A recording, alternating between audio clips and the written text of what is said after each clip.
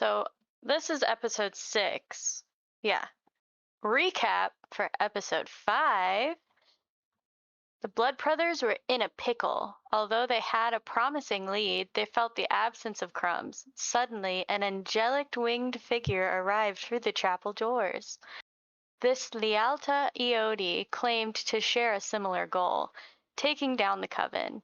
Lialta had heard of a small band planning a resistance and hoped to join forces. Upon coming to an agreement, the group returned to Brother Glip with the information they had received from Lady Selenia, devising a plan for the best way to tackle the choir and disrupt their god-creating ceremony. Popcorn fool. Popcorn me. With only 2 days to plan and resupply, the Blood Brothers and the new ally decide to take one night to stock up on resources to aid them in the coming fight, and then head to the manor early to scout the area. After touring the night market once again, our heroes finally felt content as they also uncovered more mysteries about Brightmoor. Lialta gained a favor from Ringmaster Cello, and Cudgley looked through the pumpkin pie vendor's mind, revealing sinister ties to the coven. The next day, the infiltration of the Coven's manor began. Upon arriving, it seemed that the ritual was commencing earlier than planned.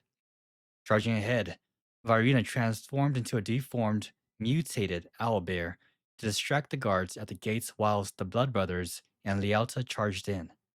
There, they were faced with a magical contraption that kept Elise bound, forcing her to attack them, Popcorn Vile. The fight with Mara and the Coven began. Lialta showed no mercy as the Angel of Fury brought down punishment on the minions and sliced the magical binds of the cursed dagger to free Elise. Mara then descended in anger. Her prowess was like nothing they had seen before, overwhelming them with dark and evil magic. To make matters worse, Sir Thornall, Lady Selenia's henchman, burst through the door, joining the fight, but against our heroes. When all seemed dim, it was the light and mist of Lunasha that pushed the Blood Brothers forward. Whether by their own power or by something greater, Cudgley eviscerated Sir Thornall with an arrow through the rectum as Syljester channeled the power of Lunasha and defeated Mara. Popcorn Knickknack. No. Thanks there. Sorry. With Mara defeated and Elise freed from her fate as the Chosen One, the final echoes of battle faded beneath the shattered ceiling of the manor, but with them, the protective presence of Lunasha. The Blood Brothers, battered but unbroken, stood together as they always had. As dawn crept over the horizon, allies reunited, wounds were tended, and a fragile calm settled over the land. For now, victory was theirs. 2 weeks later. 2 weeks later. 2 weeks later. All right. Surprise. All right, everyone good to go? Good to go. I am in. Yeah. Okay. So we'll actually start. You guys arrive. This is like kind of before the little time skip. You guys are arriving at this manor. Lialta, you will obviously know this place. This is Lady Marenthal's manor.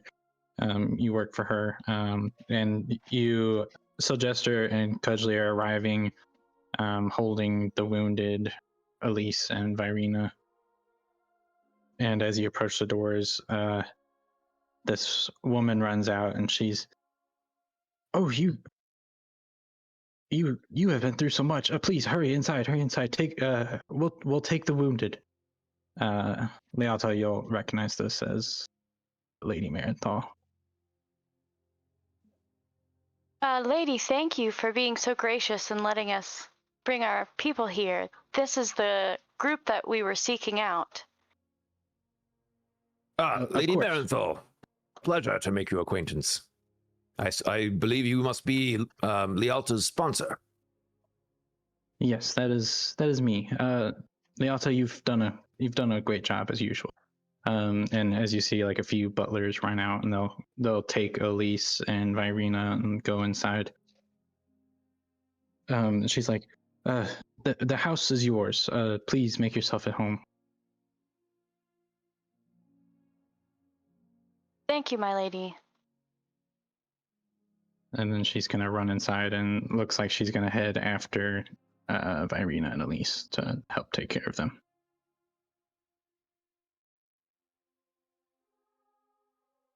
Please, And yeah, you please. guys. Go inside. Oh, very well. Twist my arm.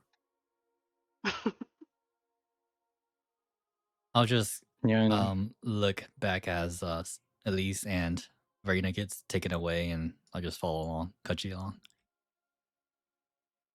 okay. And then This we'll is kind of, cozy. as you enter, the mansion is very nice. This is a lot nicer than Lady Selena's mansion. Like, this is well kept. Everything's pristine. And if there's anything you do want to do, like in this moment, we can do that now, or we can kind of like discuss what you guys wanted to be doing over like the 2 to 3 week time frame that we are going to be skipping.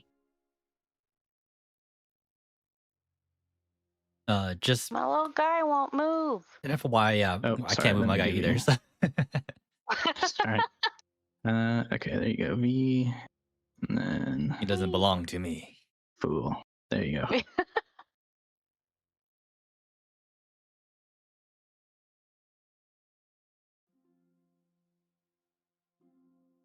Okay, so from here on, pretty much it's just the time skip, right? Yeah. So you'll, if you have anything that your characters like would have wanted to do in this time frame, we can kind of talk over what would have happened and that now, basically.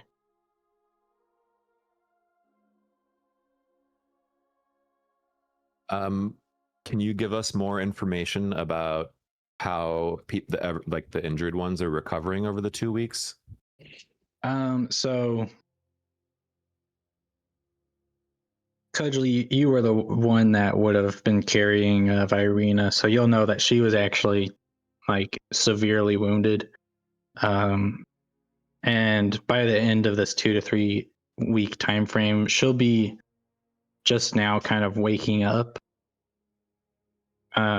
She won't be able to like really move much, but she'll be awake. And Elise, by this point, she'll have been walking around and stuff, but is still like kind of groggy and just a little tired.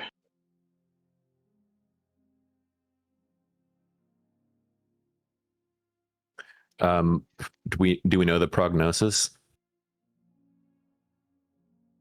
of her recovery? So I guess so. I guess, are we trying to figure out what we know 2 weeks later, just to fill in the gaps? yeah, or if there's anything like you wanted to do, like maybe Syljester wanted to go visit the cathedral or something, or if you guys wanted to order some kind of supplies or anything you had in mind. Oh, okay. But at this point, like you would have been fed, and you'd have a room to yourself. Everyone would have had a room to yourself. Well, I think Cudgley would want to order new strings for the instruments and clean and retune and refine all of his gear, and Okay. probably write some songs. Yeah, so Lady Althea will actually she'll kind of like pay for this shipment of stuff because she you're kind of a guest to her house now, so she feels she owes it to you. Cool. And I think Cudgley will be pretty concerned with. I mean, we know that Lunasha. Do we know that Lunasha left Syljester? Did he share that with us? I can't remember from last time. So you would have all had the vision of Lunasha. Basically, it looks like she was leaving. From what you can tell, Syljester still has access to his magic at the moment, but it's kind of up to him what he has shared with you specifically. Yeah, I think throughout the 2 weeks, I would have shared, like my lack of tie with Lunasha, and I'd probably visit the cathedral every single day throughout that 2 weeks. just kind of to check in to make sure it's really gone. And one of the things that happens while on one of my visits, I would have got rid of my jester hat, and the most noticeable thing would be that my mask doesn't emit the blue light that it once did when Lunasha would power through it anymore. Instead, there's like a red, like blood tear streak from the right eye of the mask that seems to glow when I channel the power, whatever the power is now. That's not Lunasha's power, or maybe it is. Cool. Well, okay, so knowing that, then I think Cudgley would be concerned about Syljester, probably follow him to the cathedral, try to like be a good friend, and then also try to learn as much as he could about Lialta, since she's new and cool, and then also ingratiate himself as much as possible with Lady Marenthal's herself and everyone in the manor, probably like playing songs and trying to be as popular as he could be, bard style. Yeah, so Lady Althea, she'll be kind of open about stuff. She'll kind of formally introduce you to Lialta, even though you've already met her, but she is the chosen champion of the Marenthal family. And so most missions and whatnot that they need someone to do, they send to her. And you'll also know that the Marenthal family is against the choir as well. And Althea is Lady Marenthal herself? Yeah, Yeah. Lady Okay. Althera Marenthal. Althera, Althera. Got it. I feel like Lialta would probably immediately share some of the information about like this mysterious dagger that we have, and would try and maybe see if we can find out more where we are at a place that has resources. Okay. Yeah, so you actually have the dagger on you, right? I do, I believe yeah. it's in your And bag. Okay. I think with the time that we have here, maybe I would be trying to find like a good way to secure it, or like how to properly handle it so that it's not having that influence that it had on my new friends, and trying to prevent that from like happening taming to it. myself. Yeah, like making it Interesting. so it's not going to like create such an impulse with people, or such like a craving to keep it. Okay. Yeah, Oh, go ahead. I was going to ask if brother Glip was around to help with that, or just hang out. Yeah, he's been around. He's staying at the manor with you guys. He would be able to help, like kind of learn about the magic of it.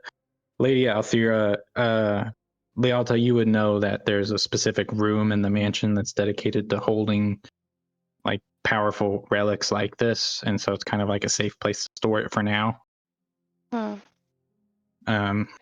And you guys can kind of like try and learn about it over time. You will learn. It's up to you if you would have shared this with Syljester and Cudgley, but Syljester most likely already knows this at this point. It seems as if there is some actual entity in the dagger itself, which is kind of why it's making it so evil. But I think at this point I would have shared that with them. okay.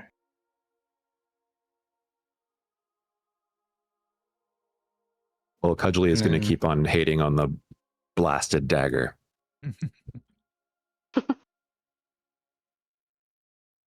Oh, and then I'm sure we were learning more about the Marenthal family. Seems like they're old money. Can you tell us more about? Yeah, so there's Lady Marenthal. Her husband is currently out of town. She would have been kind of open about this as well, because it's like it's kind of what you guys been dealing with this whole time. Lady Marenthal actually lost her daughter to the choir a while back, and which is kind of made the reason that she is so like dead set on getting rid of the choir because the choir took her daughter and her, and so now she's kind of against them. She'll let you know that a lot of nobles in Brightmoor, including herself, had previously contributed money to this choir without knowing who they really were. Once Lady Marenthal found out, she obviously stopped donating the money, but a lot of other nobles still contribute to the choir in Brightmoor specifically. I also want to point out the fact that during this 2 weeks time, Syljester did have a chance to kind of change his wardrobe. He has like some makeup on his face now, like a blue diamond on one eye, a black diamond on one eye, and then he just looks like a clown now, like a red dot on his nose, like a red nose. And then, yeah, Syljester, did you want to chat with Elise when she kind of woke up, or? Yeah, so is she awake right now? Or Yeah, so she would have woken up probably a week after. And at this point, kind of like towards the end of this time skip, she'll have had enough strength to like walk around and stuff. Okay. But Vi's still out of it. Vi is still bedridden. Sheesh. She is awake now, like for the most part, but she still is struggling to get up and move and stuff. Okay, yeah. So Jester would have went to go check up on Elise just to see how she's doing. Okay. Yeah, and as you, I assume you probably would have gone up there like as soon as she woke up, basically. So at that point, she'd still kind of be bedridden, but conscious enough to talk. Okay.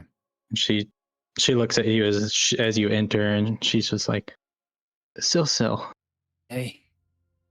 Okay, take your time. And she like kind of reaches out her hand, and she's just. I'll just bring like a cup of water and walk towards her. She's like, I thought I lost you. What are you talking about? I thought I lost you. Well, I mean, after what happened, we got separated, and I never saw you again. I've been searching ever since. And then she kind of looks down, and she's like, the choir, they took me in.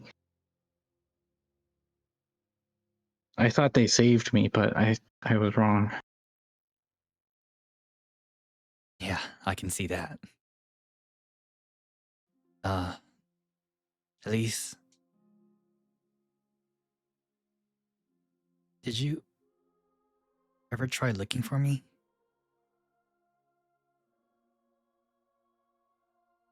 And she looks up to you, and she's like, I did for a while, but the Mara, she began getting angry at me whenever I would look. She began telling me you were long gone, and I didn't have much choice but to believe her. It's okay. I understand. As Syljester just kind of he has like a sincere look on his face. Get some rest, okay? We'll talk more later. As I hand her the cup of water. And she'll reach out for a hug, although she can't really kind of lean forward yet. He'll move in and give her like a side hug. Not a big hug, because he's kind of worried that it might hurt her. Okay. It's good to see you again. And she'll sip on the water and smile and kind of lay back down as if she's gonna rest somewhere. And I'll just continue down the stairs. Okay. All right. Any last things before? Has there been any Virina and Elise interaction? Not yet, no. Okay.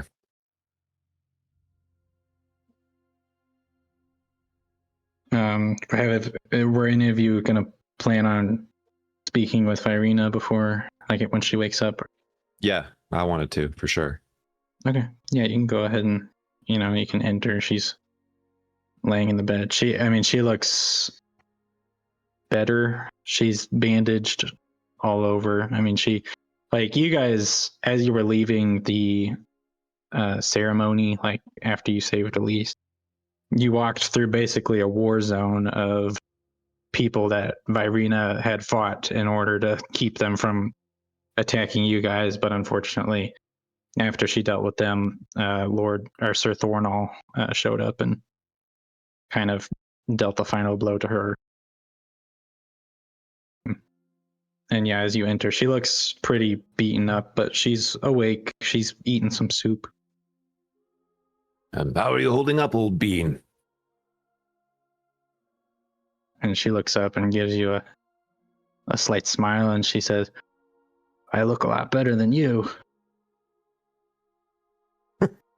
That you do. That you do indeed.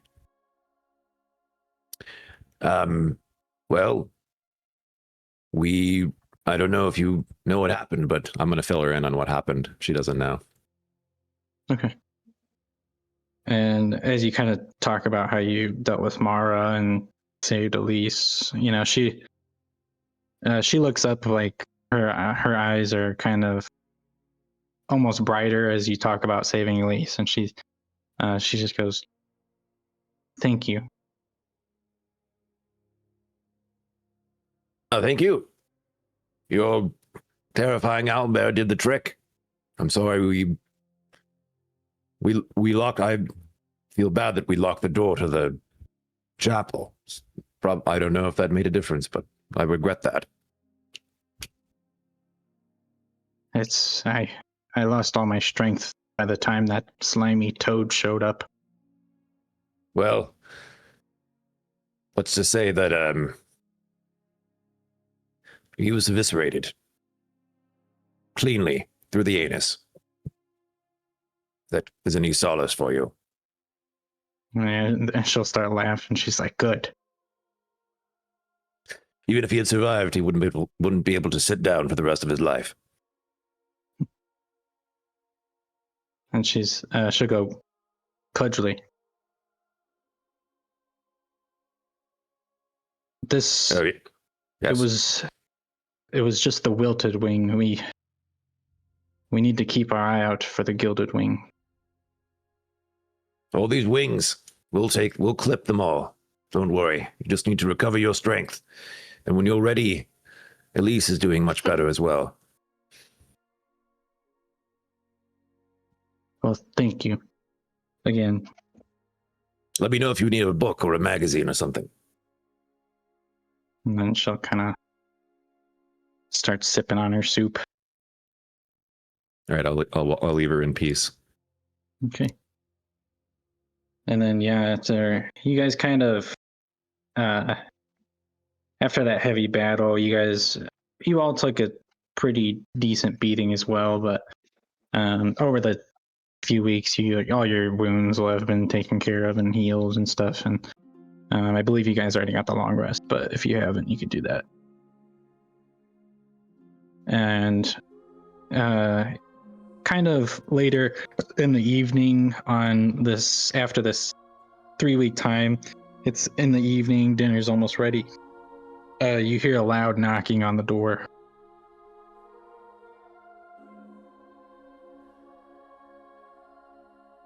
Someone gonna get Who could that be? Maybe I should And go then- check. Okay. Lialta, as you open the door, there's a small dwarfish man standing at the door. And he's like, "I have a letter for the Blood Brothers." Yes, I can take that. Thank you. Well, Yes, ma'am. Okay. Have a nice day. Bye. Letter for the Blood Brothers? Oh, that's us. I'll come grab it. Okay. Cudgley, as you look at this letter, the wax seal on it is a wing, and the seal is like a golden wax. Oh, well, perhaps this is the Gilded Wing. They know where to find us. That's not great. All right, I'll pry off the seal with my dagger and open the letter. Yeah, and you begin reading the letter, and it says, "Dear Syljester, Cudgley, Lialta, and Crumb, we are formally inviting you to the award ceremony for eliminating the choir. Brightmoor would love to give you an award and show you our gratitude for this noble deed.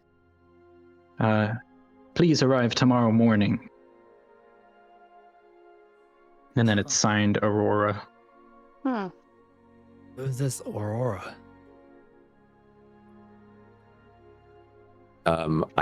I can tell them Aurora is the leader of the Gilded Wing. I saw that in a vision from Virina's memories. Wait, so This is clearly a trap. I have no intention of going to this award ceremony. Unless we can find a way to reverse the trap, perhaps. I'm going to Cudgley strokes his chin. yeah, I mean, plus who invites like others to an award ceremony the day before? Very suspicious. And as you guys are talking about this, suddenly this thick fog is creeping into the doorway, and it's actually a little bit of the fog's getting into the building. Oh, shit. Oh, I forgot to close the doors. And as you kind of head towards the doors, this small gnome steps through the fog. I have my sword ready. Good God, is that Crumbs? Hello, my blood brothers! No I way. have returned! So just I'm gonna give Crumbs a hug. towards Crumbs, yeah. He gives him a hug. Like a big bear hug. Crumbs, what have how you been are up you? to? Tell us everything. Hello, welcome. Hello. And who Crumbs, might you be? This is Lialta. She has been helping us in your absence. Oh, hello. Pleasure to meet you. Syljester and Cudgley, that fog was that fog reeked of power of friendship. Amazing. Wait, was that fog you? I may have learned a thing or two on my journeys about the power of friendship.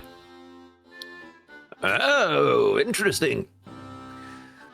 Well, the power of friendship is large. Fill us in on what you've learned, and how did you address the issue with your family? Is everything all right? Oh, yes. I saved them successfully. Of course you did. You're Crumbs. Not surprising. We've been through a lot as well. And then fill her in on everything that's happened since he left. Okay. Yeah, and as you're kind of getting filled in on everything, Crumbs, and they saved Elise.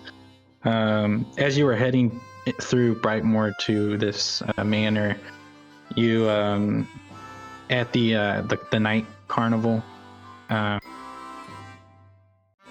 They're actually setting it up for some sort of crazy event. It looks like the stage was all covered with flowers and gold lace and everything else. It looks like something's going down soon. Oh, yeah. It seemed like there's this really cool event getting set up when I was on my way in. Yeah, that would probably be tied to this. And I'll hand him the letter. He can read it himself. I know. I'll take it and I'll read it. Oh, yeah. It did seem like an awards ceremony.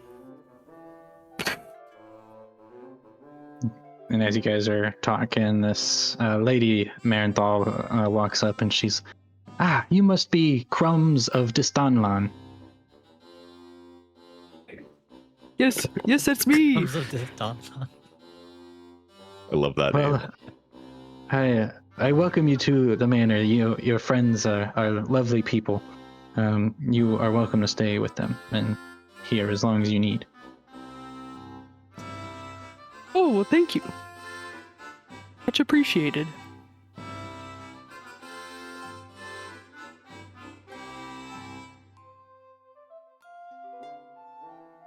And then Glip walks up and gives you a hug, Crumbs, and he's like, well, are you guys going to this award ceremony?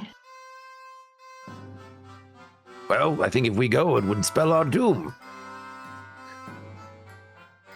Well, surely they won't kill you in front of the entire town. Why not? Brother Cliff, I think that's exactly what they would do. Well, If I were them, I they are exactly pretty the same evil, I thing. guess. You're right, they are pretty evil. But I'm pretty strong. I think at this point, Syljesters will finally have like a face of like relief, and what seems like it's been like a long time, as he just can't keep his gaze off of Crumbs, and then he looks over to Cudgley and Lialta and Brother Glip. Well, Crumbs is really strong, and he's back now. This has to be a good omen, right?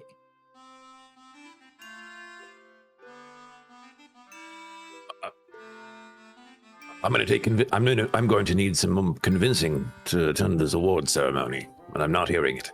Crumbs is strong, yes, but if we're going to face the Gilded Wing, which we have to do next, to really chip away at the choir's armor further, walking into their trap without any expectations or knowing what's going to happen seems like a bad idea to me. Well, maybe Brother Glip is onto something. Maybe they won't execute us in front of everyone. They take this They time may to not just- attack us, but they Yeah. may try to lure us elsewhere. Well, you can, if you go there and straight back, you can maybe get some information. I mean, right now we really have no leads. Well, we could go spy on them a little bit from a distance, at least. Will that make everyone happy? Yeah. Sounds good. Yeah, I think just stay on guard.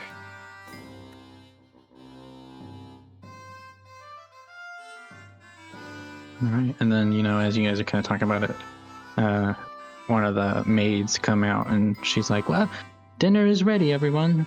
And then you go into the dining room. There's it's like a full-on feast. There's turkeys, chicken. There's a whole pig with an apple in its mouth.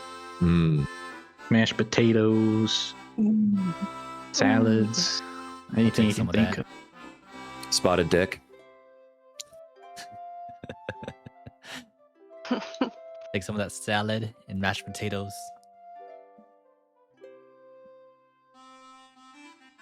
I love a Get little suckling bits pig of myself. everything.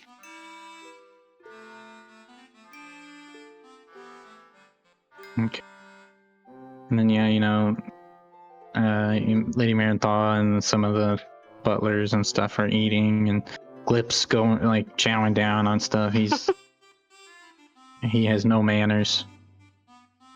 But yeah, is there anything you guys would like to do tonight specifically before going to spy on the award ceremony? I would pull Syljester aside and ask him if what he thinks about, now that Crumbs is back, inducting Lialta into the Blood Brothers with the sacred Blood Brothers ritual, or if we should hold off. As you kind of take him aside, or wherever you're taking him. Yeah, no. she's helped us a lot. Also, maybe we can change our names so it doesn't just refer to brothers. Yeah? Yeah, that sounds equitable. I've been feeling the BB squad lately. I like that. It captures the original gist of the Blood Brothers, but it broadens it up to whoever. Yeah. The BB Squad it is. To the BB squad. To the BB Squad. Toast some wine. I would also tell Crumbs we're thinking about inducting Lialta. See what Ooh. Crumbs thinks. Well, I'm very excited to get to work with her. Defeating this next wing. Well, I trust you guys. We can give it another mission and then do something more formal about it. And Sure. Crumbs, what do you think of the BB Squad as a name? Oh, yeah. That's epic. Epic. It's good to have you back, Crumbs. Quite. Oh, I'm so happy to be back.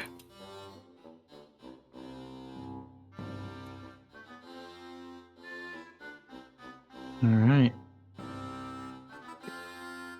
Yeah, you guys can kind of finish up dinner, and as everyone's kind of heading to bed at this point, you guys are planning to spy on the award ceremony, correct?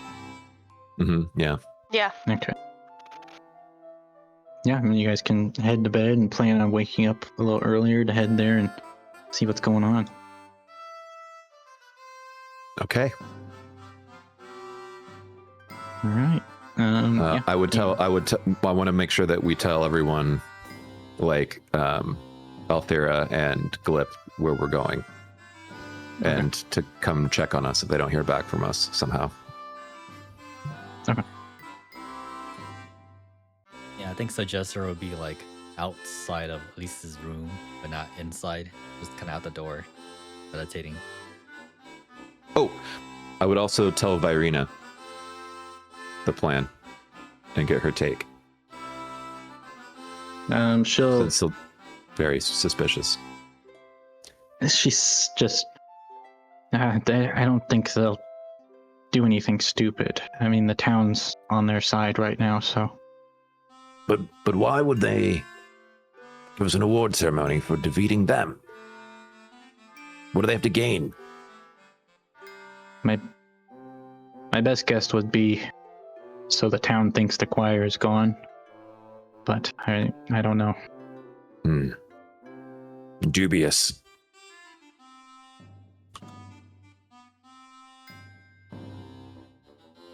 All right, that's it. Wait. I'm nervous. I'm out of ideas, but I'm nervous. All right.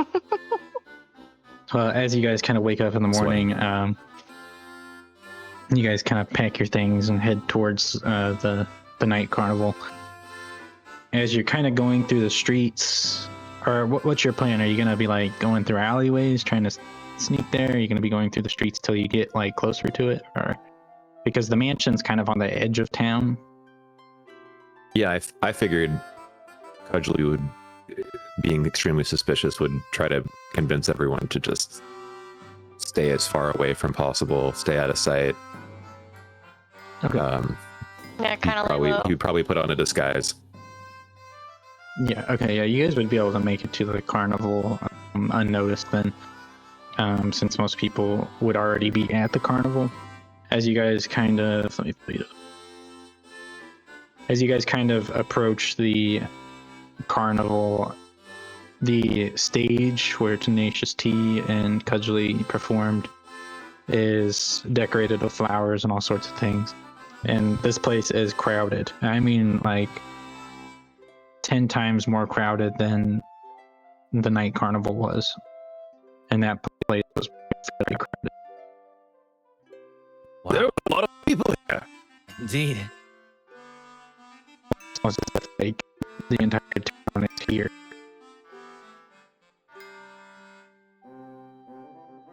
It's almost like the entire town is here. Oh, and Cudgley, you said that you learned about Aurora through Virina's mind, correct? Okay, so That's correct. at least we can bet on one thing, and that's that they don't know that we know who they are. That's true. I wouldn't be able to recognize her if she were wearing a mask. So unless she was wearing a kind of blue-wing wardrobe, I don't know who they is. Did you perhaps hear her voice?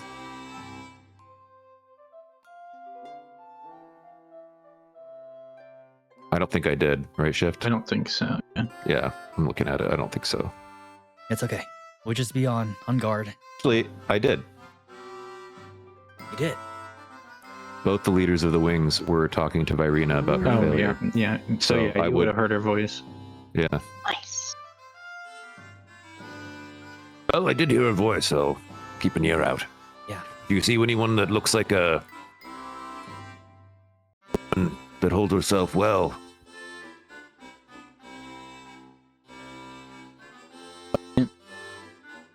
And speaks elegantly. And with a lilting. I don't know. Does she have an accent? No, it's just like she's very. It sounds like she is very noble, almost. Okay. Would It's- I it's be very- able to very pick them formally. out? Like these noble people since I work with a noble family quite closely. You would be able to like kind of recognize like a noble voice and like vocabulary, if that's what you mean. You might not be able to recognize this person specifically, but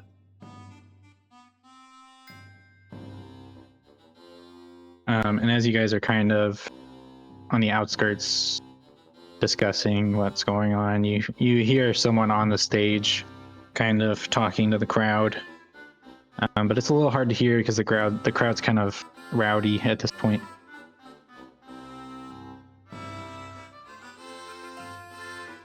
You guys hear that? Oh, do you want me to try to sneak up there? Because I'm short.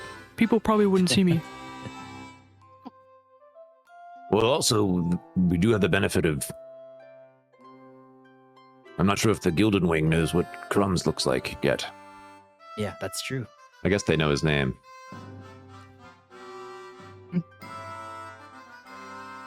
And it's suspicious. I don't like this. Well, I don't like this at all. it doesn't hurt to just play along for now.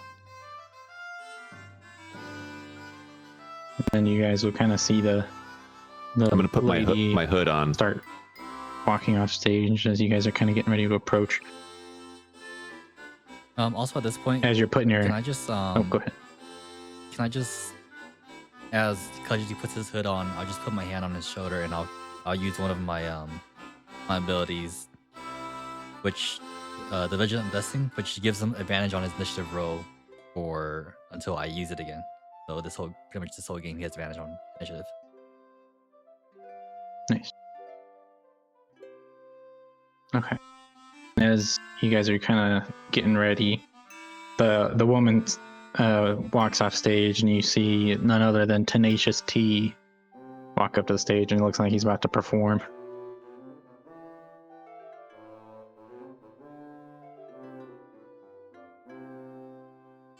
And you know, as you guys are standing there, you just hear, "What's going on, Brightmoor?" No, Oh it yeah, looks Crumbs like is walking up. Tenacious T is about to go to town on a song. Crowd's going nuts. I mean, it's very loud right now, so you guys you're able to talk freely. No one will be able to really like eavesdrop. Does anyone seem like they're paying attention to us as we kind of approach the stage? You can give me a perception check. Ooh. It's very Why can't good. I move again? Oh, sorry, wait. I did have access. Let me check. Let me just undo it and do it again. There, how's that? It's okay. I got a 22. There we go. Thanks. Oh, shoot. 22. Nice. I see everything. Nice. So most of the crowd is focused on. Most of the crowd is focused on Tenacious T right now. You do see a familiar face in the crowd. It is the priestess that was at the cathedral previously. The one we saved? But it doesn't look like anyone actively watching you at the moment. Okay. I just kind of. I'm gonna I wasn't hide there behind for it. that, was I? I give like a little wink to my brothers and my BB squad. Seems okay right now. Hmm. I'm gonna stay hiding behind the crystal shop over here. Okay. That's what it is, right? Yeah, the magic shop. And Oh, then, yeah. Can I look around for the pumpkin pie lady we know is attached to the coven?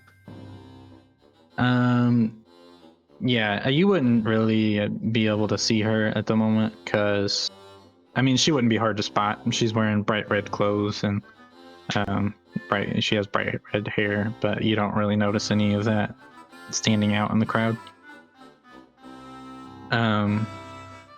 You do see the woman. Syljester, you'd see this too. You would all see this. The woman that was talking previously, she's standing like kind of on the back of the stage now, looking out. What does she look like from where I can see her? She's a tall elf woman, like really tall. And 7 she feet. has blonde hair. But that's all really kind of all you can tell from the distance you're at. Everything seems to be okay, BB squad. Should we all stay together or spread out so we can get more eyes? Also, I did have a thought while I was just kind of looking around. Lialta, Mm-hmm. Ringmaster Cello owes you a favor. So, if anything happens, maybe this might be a good time to use it. Yes, that's right. I forgot. She does work closely with the Gilded Wings, I believe.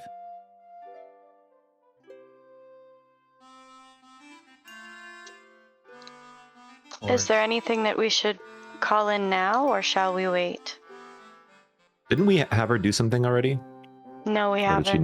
not? No, you haven't had her do anything. Okay. And it's been quite a while, but I'm surprised that we haven't been tracked down by Spider Lady, as Syljester shivers a little bit. So just be careful. We did kill her frog, or Cudgley did. Well, we did kill her. We did kill her best henchman, so perhaps she'll leave us alone. Well, maybe that's wishful thinking. Crumb shakes his head like, Sorry, Cubs. oh. We're lost without you.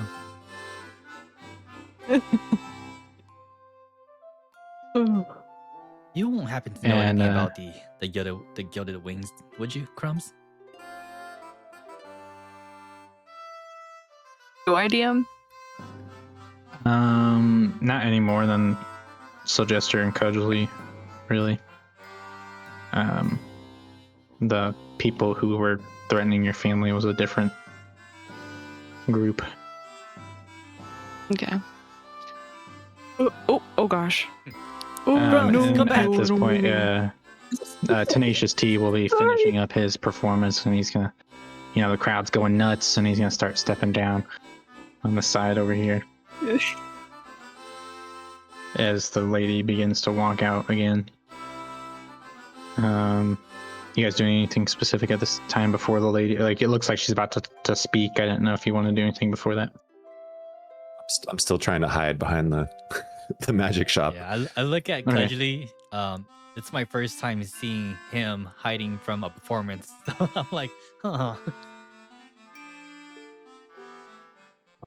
And the woman steps out and she says, "Welcome, everyone. Thank you for coming to the award ceremony.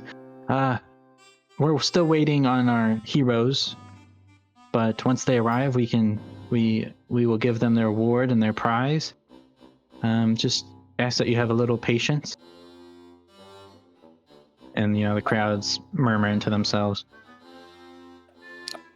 I'm gonna disguise my voice and just say and try to yell out, "What's the prize?" And she's like, "Oh, what's the prize, you ask? Well, I mean," and she like points behind her, and on the back of the stage there's tables that are covered with different types of golden jewelry. There's just piles of gold, and like on 4 like almost plaques, there's these like ribbons, like silky red ribbons, and attached as a giant like gold medal. Ooh. Is there someone standing next to me watching? Yeah, there would be. I mean, like I said, this crowd Crowded. is huge. I'm gonna ask the closest person that seems to know what's going on. Who is that woman? And as you're kind of talking to this human man, he's, well, that's Lady Aurora. She helps lead the town with other nobles.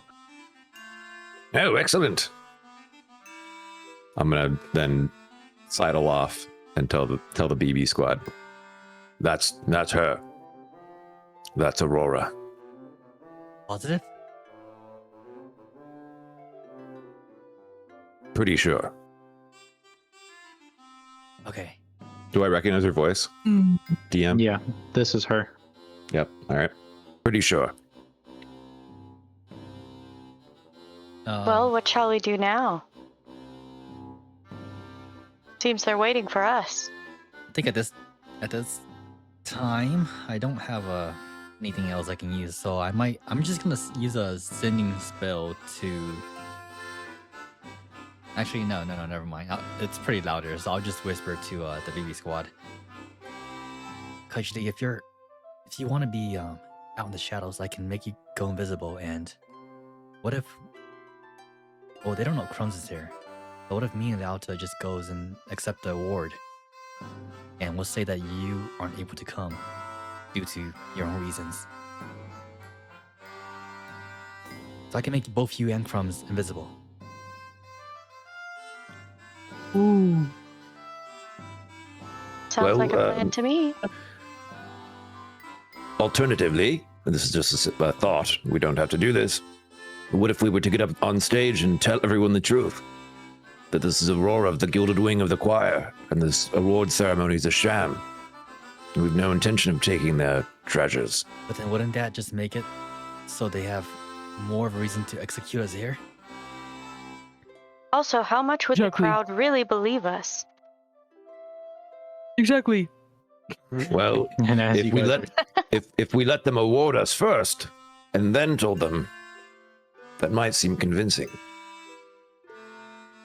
Or like huddling up, talking, Yeah. whispering. Yeah, as you guys are kind of huddled up, you hear Lady Aurora. She's speaking to the crowd. She's like, "Please, everyone, it won't be much longer. I'm sure they'll arrive. Our heroes will arrive soon. For now, let's all pray. Let's pray to the Serpent of Seasons, our God of Decay. Huh? Let's pray to Lunasha." And as you suggest her, as she says that, her smile fades as she's kind of looking out in the crowd. Does she see us? Can she see us? Not at this moment, no. Okay. But it's almost as if she knows you guys are out there.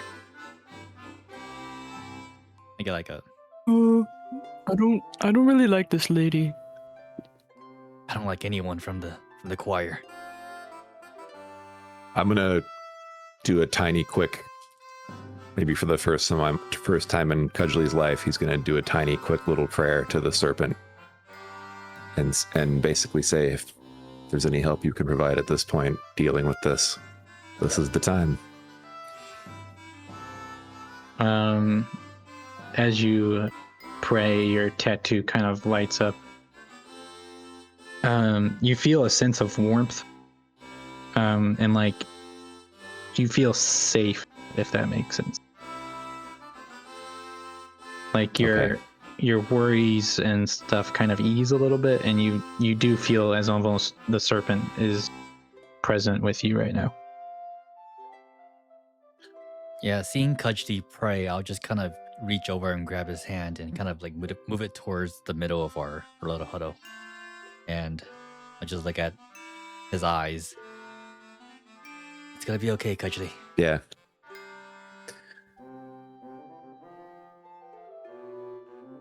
Very well. Kind of.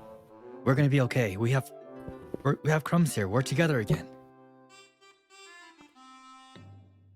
All right. Yes. Fine. Crumb will kind of make a fist around his tattoo. Okay. Like he's got it. BB squad on 3. Well. Very well. 1, 2, 3. BB squad. BB squad. BB squad. Well. Lialta's like kind of giggling to herself, like this is kind of silly, but I like it. Crumbs is serious. Let's go face the music then. Okay, you guys are walking up. Following Sweet. Cudgley. While we walk up, as we're getting on, can we like see if there's anything weird about the floor of the stage? Like, are there any traps? trap doors or anything? Yeah, you can give me a perception check. You can all give me a perception check. Cudgley, you can give me advantage because you've been on the stage before. You'll kind of, you've danced on it. You know what it's about. 17. Wait, you said all of us? Yeah. Don't mind mines. I'm not gonna roll. Oh, Crumbs gets a nat 20 with his first roll back. Welcome back, Nice. Crumbs. yeah. Yeah.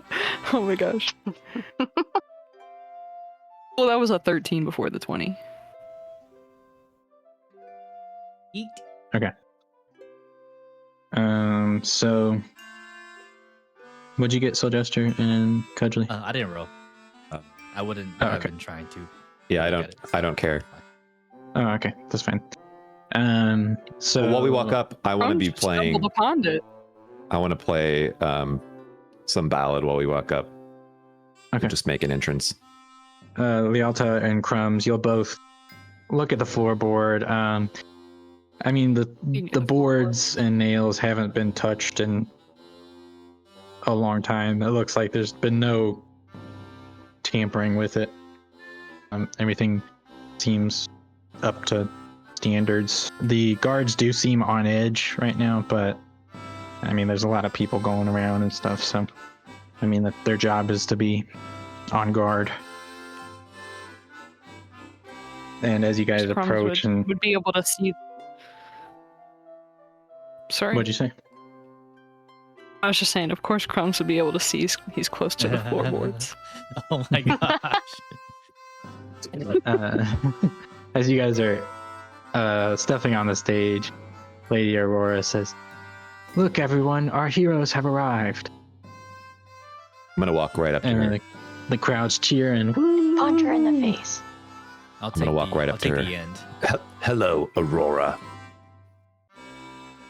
And she looks at you. She says, "Hello, Cudgley."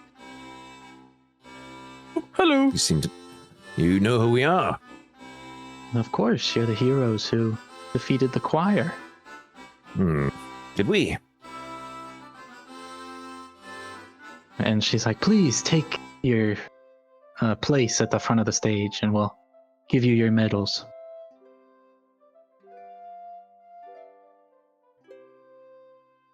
Just play along. Where's that? All right. Just- Cudgley will make a very bardly show of meeting her and like bow and kiss her hand, Okay. wink at her.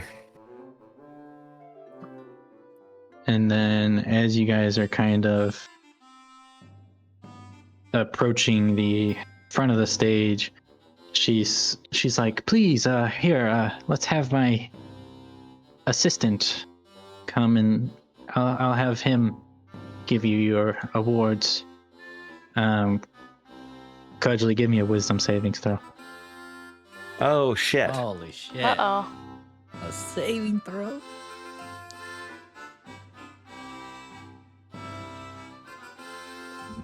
19. Okay. You as this sort of peasant looking man steps from behind the robes, it's almost as if you get hit by a wave of energy and you feel your heart drop to the floor, and it's like you're managing to keep your composure and you're managing to like keep your emotions under control, but the emotions you're feeling right now are the same exact emotions that Myrina felt when the leader of the choir walked out. When you were looking into her mind.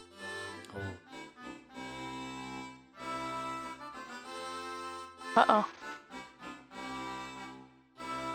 And this little peasant man walks over to one of the medals and he's gonna start over here, and as he's putting it on Lialta's putting it over Lialta's head, Lady Aurora's like,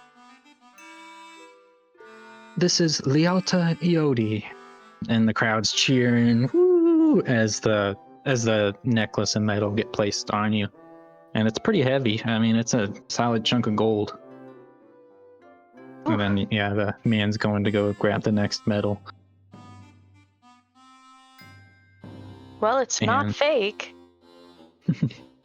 And he's gonna walk up to Syljester and begin to do the same. And Lady Aurora's Syljester de Luna III. I just bow. And then the crowd's woo. And then going to the next medal. I'm just gonna whisper. Oh, wait, is it made of nickel? And he's just, it's pure gold, sir. Oh, sweet. And Lady Aurora's, this is Sir Crumbs of Destonlan. That's fucking great. I love that so much. Me too. This Dawnland. Everyone's heard of the Stonlin. Oh, yes, everyone. Actually, Syljester and Cudgley can give me a, what would that be? Check. History? Yeah, history check. You can give me a history check. 12. Ooh, 8. Okay. Yeah, I mean, this is, it just seems like everyone thinks Crumbs is from Destonlands. As he's grabbing the last medal, he goes up to you, Cudgley.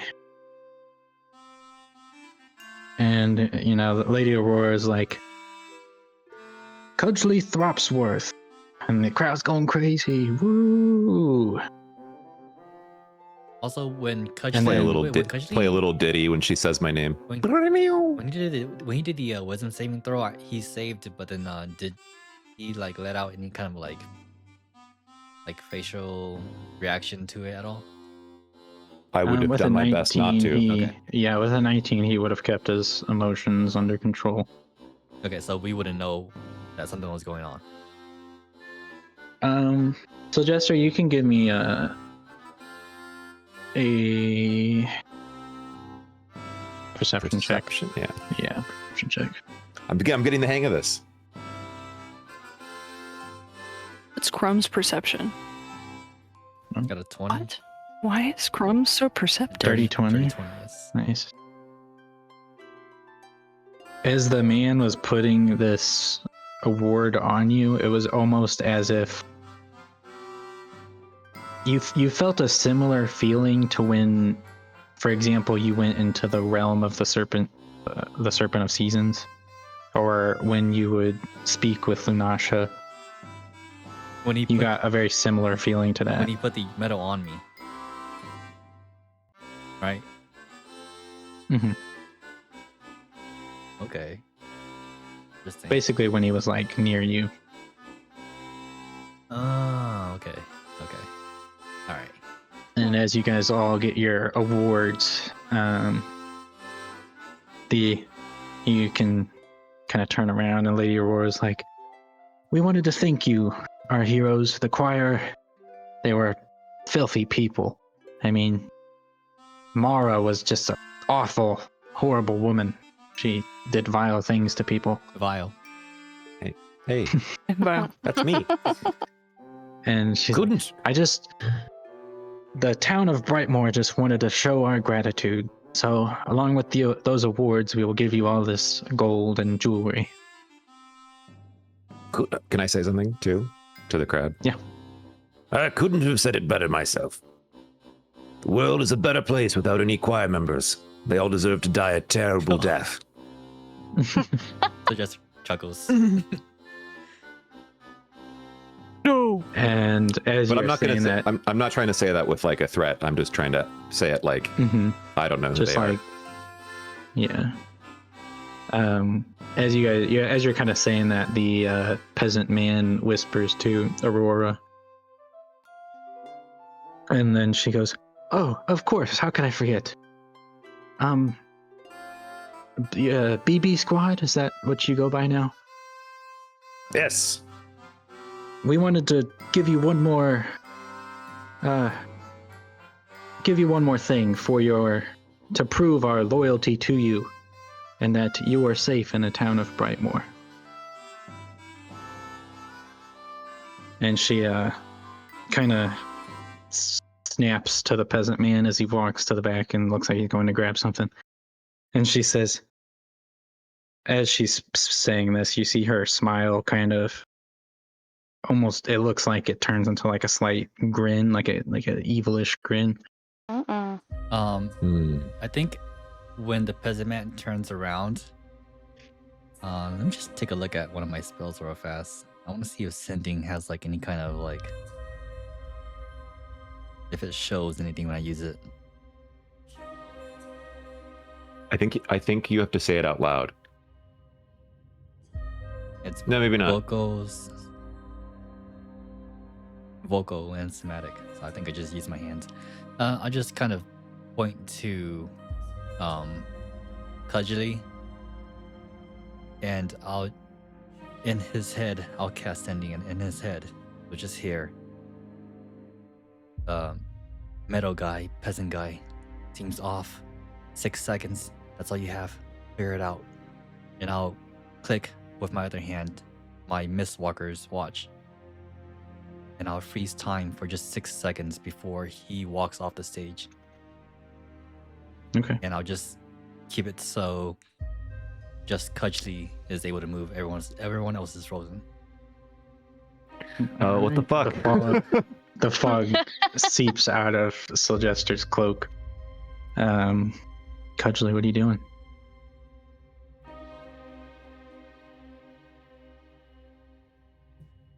How far away am I from this? Like realistically, could I like run and look and come back in 6 seconds? Yeah, you would have time for that. So basically 6 seconds is a turn in combat, so you'd have like your full movement speed, which is like probably like 30 feet. And back. Yeah. Okay. So Yeah. if it's like 10 feet, I could move there and back. Okay. So Yeah. I will. The first thing I'll do is I will move over and look at whatever he's grabbing.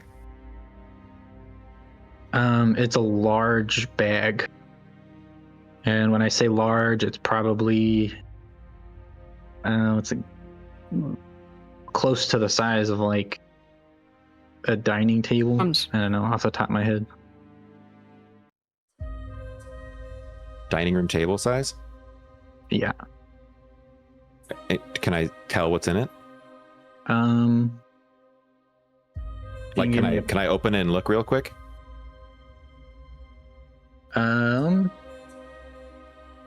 Or is it So like I don't think you. So he's kind of behind the stage grabbing this. So I don't think you'd be able to make it there and back. But you can go and do it if you want. But you wouldn't be able to make it all the way back in time. No, I want to try to keep it.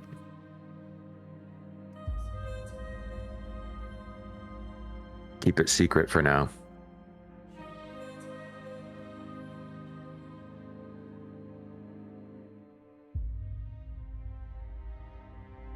Damn it, fool.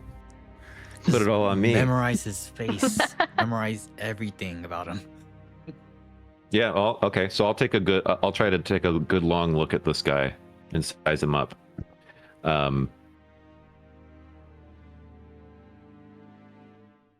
Okay. If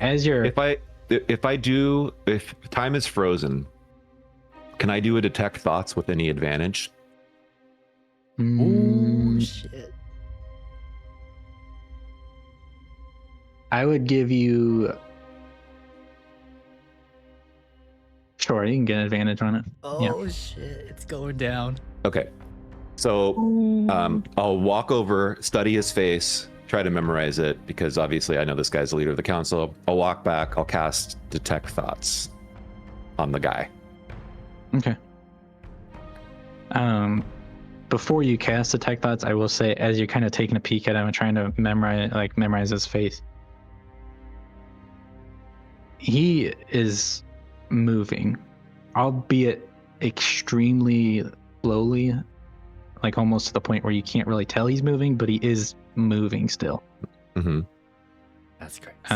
However, every single other person is completely still, like not moving anything. So he's like unaffected a little bit, or like he's moved. Yeah, almost. It's hard to tell, but he is moving just slightly. Like you can see his arm kind of moving towards the bag, like extremely slowly, almost like he's moving so fast that even like time being stopped, he's moving faster than time or something. It's hard to tell exactly with the 6 seconds that you have. But as you get back and do the cast Detect Thoughts, does he make a save or do you make something? He has to do a Wisdom savings throw. Okay. 14. So he'll roll at disadvantage. What if Cudgley just died from all this information? He saves for you. Like trying to delve deeper into his mind. I'd let you get like some stuff if you're looking. What are you looking for in particular? I am looking for. I would like to know if, obviously, the first thing the priority is what is he about to try to do to us, and then any other like surface thoughts he's thinking about what their plans are for us. So immediately off the top of your head, whatever is in this bag he thinks is funny. It's not really. It doesn't seem like it's a immediate threat to you, but it's more so funny to him. Okay, as a sadistic gentleman, that's creepy as hell. As for like plans with you guys, really the only thing you can kind of hear in his thoughts before you kind of run out of time is use them. Use them. Okay, they want to use us. All right. Okay. But I can't find anything about what's in the bag. No, unfortunately not. All right. Well, they did something. All right, and as you kind of get back into your position, you three will kind of look over as the fog kind of gets sucked back up into Syljester's cloak. You see Cudgley's, like, the tail of his coat kind of flicks up a little bit as he kind of gets back into position. And Lady Aurora continues with what she was saying. She says, "We wanted to prove to the heroes that they are safe in our town, as they have done a great kindness to Brightmoor. And to show our loyalty, we've dealt with a certain threat. You see, the Blood Brothers taking out the choir, it's put basically a bounty on their head for other evil entities. We came across a man. He was looking for our precious heroes. And we dealt with him for you four. As the man walks up with this large bag, he throws it out in front of you. And Lady Aurora says, "This horrible beast, he had the names of our heroes written on his weapon. His plan was to kill them." Hell no. Oh And no. as the man rips off this tarp, you see Steven Stevenson's head lying. Steven Stevenson. "We have protected our heroes as they have protected us." And the crowd has begun to cheer. Oh my god. Okay. Cudgley's gonna think fast. And hopefully everyone takes his lead, but he's gonna like step forward and say, thank you for your part in defeating a vile beast who was hunting us. We had heard that he was on his way to take his revenge on us for some ill-conceived slight. And we appreciate this great service. Lady Aurora, everyone. I'm gonna lead the crowd in applause. And then As you say that, the crowd's cheering like crazy. And then I'm gonna try to brush away a little tear that nobody can see. Jester is mad, but he's hiding it. Cudgley is really mad too, and he's really wishing he had just stabbed the guy in the neck when time was frozen. I think Syljester would move towards the is it the pieces of his body or what is it? It's his whole head. His whole head. It's just clean cut off. I'll just kind of wrap it up into the bag again, and I'll just look at Lady Aurora and the guy in front of him, and I'll just, with the biggest grin I can make, I'll just say, "I'm actually a head connoisseur. Can I keep this, maybe, as a hero of Brightmoor?" And Yeah, and just to make sure that the beast is done with, where's the rest of him? oh, we took care of that.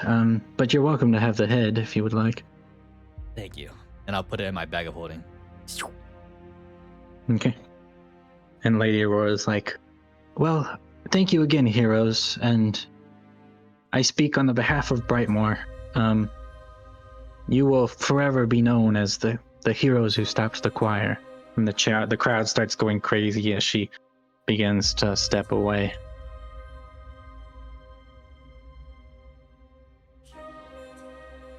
Syljester Cool. bows.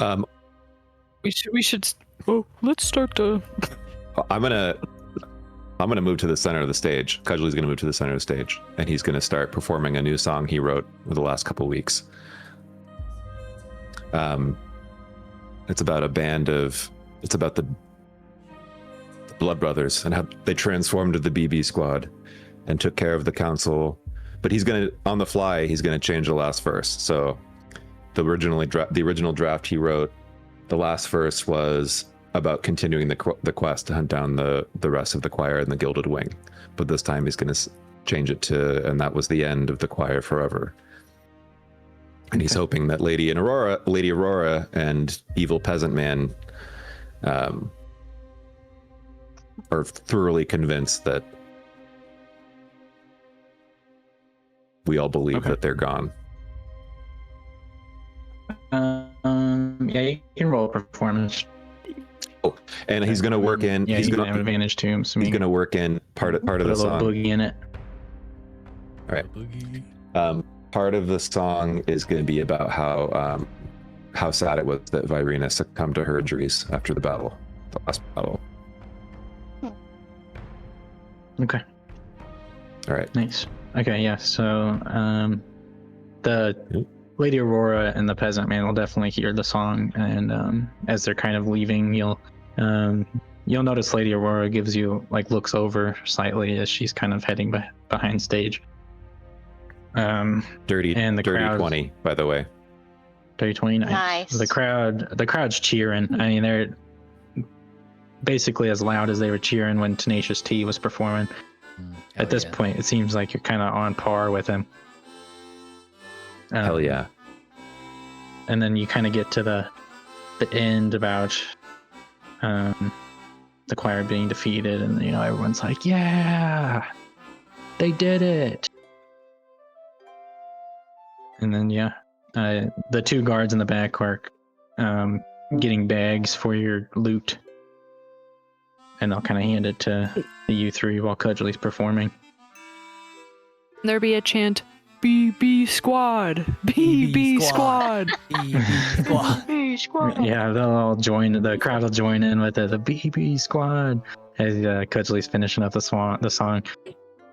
And flowers are being thrown his way. People are fainting for Cudgley at this point. He's a true hero.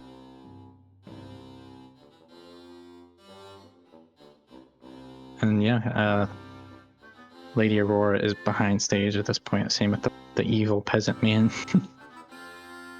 Who said he was evil? But Oh, me. That was me. That was just me not in character saying that. Is there anything you guys would like to do before the crowd disperses? How much gold did we Can get Crumbs from that? accidentally stumble back here? You would have gotten about 500 gold plus another 200 gold worth of jewelry. Wow. Each. No, not each, like overall. Okay. And then each of your medals is worth about 50 gold. How valuable is the head of the giant? It'd be fairly valuable if you're planning on selling it. You could probably get at least 100 I was just gold. kidding, but now maybe I'm not. What? Okay, well, I want to try to get everyone off the stage somewhere private so I can tell them what I think Okay. I've learned. Yeah, you guys could, at this point, you could probably head to Cello's tent. She's not there right now, so it's kind of empty. But Oh, perfect. as you're kind of walking by, Tenacious T's like, "Oh, Cudgley, that was an awesome performance. I'm honored to be a friend of a hero." And he'll kind of shake your hand. I'll shake it back, give him a high five, and I'll say, "And I'm honored to be friends with the Tenacious T. Call upon me if you ever want to perform together again, now that the choir is defeated." Of course. And as he says that, he'll head off this way. BB Squad, I think this tent is open. We can convene in here.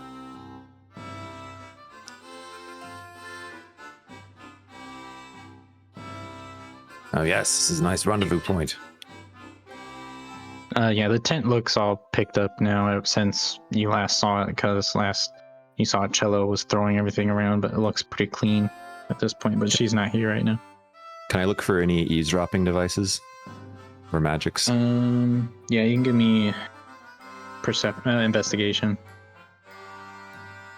or perception, whichever one you would prefer. I did a 13 investigation. Okay, so yeah, you don't notice anything. It looks pretty similar from when you were in it. Like there's nothing new in the room. Okay. Well, I don't know if you noticed, but while the assistant man was walking to the back, Syljester used his watch. I was able to ascertain some things. First of all, I believe that man was the head leader of the choir itself. And he's playing the part of the assistant to Lady Aurora. For some nefarious reason, no doubt. But Aurora was the... She is the leader of the Gilded Wing, and he is the supreme leader of the entire choir. Oh. I believe they call him the conductor. The conductor, that's right. Which makes sense, since it's a musical group. Thematically, anyway. Choir. Exactly, Crumbs. And I'm sure Syljester felt it too. Anyway, They plan to use us somehow. I cast a spell to read his mind, and that was the most I could glean.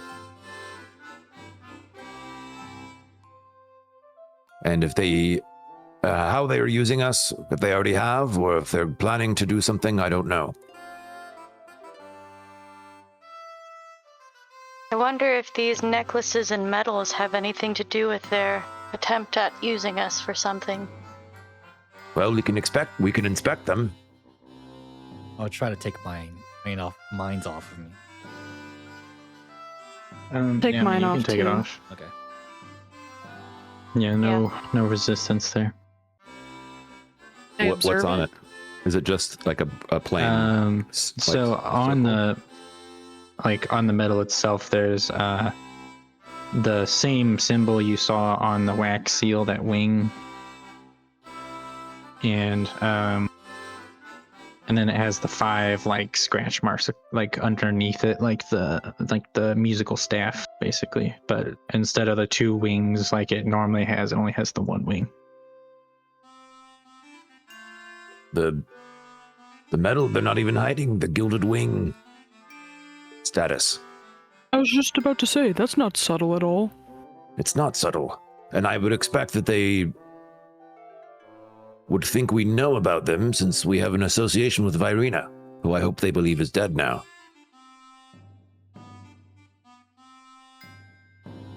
They knew we were friends with Stevenson. And Crumb starts wiping away tears. Yeah, when Cudgley sees that, he can't hold it anymore and breaks down like sobbing. He's pounding the ground. He's miserable. So just goes over to He hug re- over the brothers. Poor Steven. Lialta He was doesn't such a really big know fan. what to do because she didn't know Stevenson. Oh, But she can tell that, like, Oh. it was someone that obviously means a lot to you guys, but...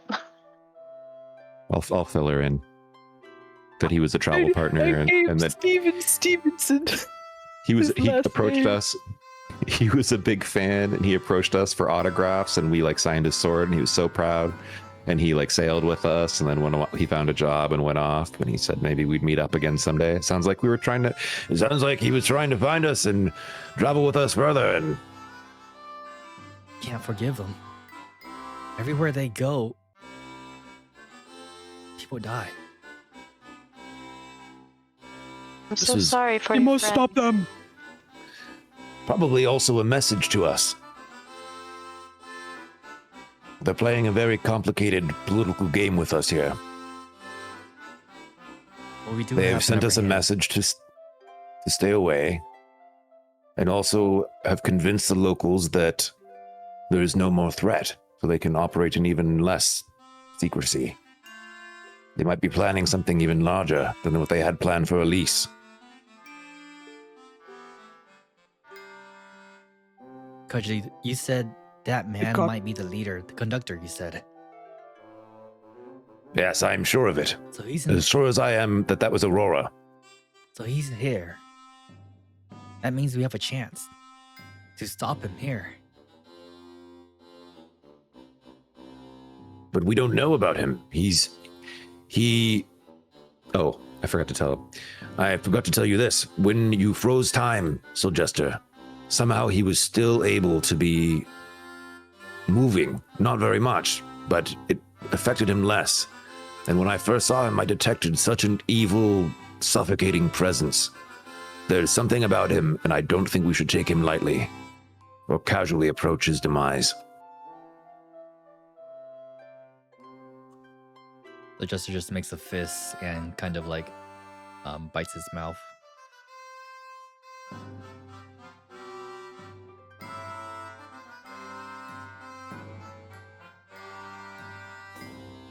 Lialta, what do you think?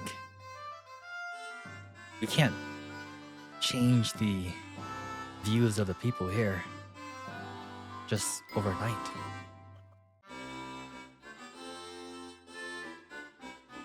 No. But perhaps we can use their work out in the open to our advantage. It might be easier to see what they're doing. Ah, that's a good suggestion. Maybe we could use this new association to cozy up to them more and act unsuspecting. I wonder if they believed that we had felt no ill will towards the dealing of Stephen Stevenson. Oh, we could have them give us missions to complete. Oh, yes. We could try to take them down from the inside. But would they have us do that if they know who we are? I don't know. We should probably try to gain their trust, though. I think we've already gained their trust as the heroes. You said they want to use us, right? So we can play into that. Let them think that they're using us. Well then, to play the part, perhaps we should return to the manor. The Marenthal Manor. Under the guise of celebration. Maybe we should have a drink before we leave. Nonchalantly. Ooh, yeah. Perhaps we shall be seen in front of the pumpkin pie stand celebrating, as we know she is one of their informants. Ah, excellent idea, Lialta. And devious. I like this. And we should make sure we're wearing our awards. Yes. And Crumbs puts his back on. Agreed. Put mine back on too. Same. Right. Party! As you guys head out, you'll see the same evil peasant man. He's now talking to this seemingly other figure. Cudgley will immediately recognize this as Aurora in her choir attire. Where? Behind the stage, kind of. Oh, she's wearing her mask and stuff? Yep. That's her. Oh. That's bold. And That's, they're yeah, brave. speaking. Gonna kill you. Well, I'm going to walk up to him. I hope it's not too bold of me to approach you, but thank you again for the kind words and your assistance. And I'll bow again. Aurora's like, of course, heroes. Make yourself at home and Bright. And this time, her voice is it's got like a little metallic echo because she's talking through her mask, but she has no intention of hiding her identity. And I'll say to the peasant, I'll address the peasant guy specifically, and I didn't get your name, Mr. And as you ask him his name, he opens his mouth and he points to his tongue, and his tongue has been cut off.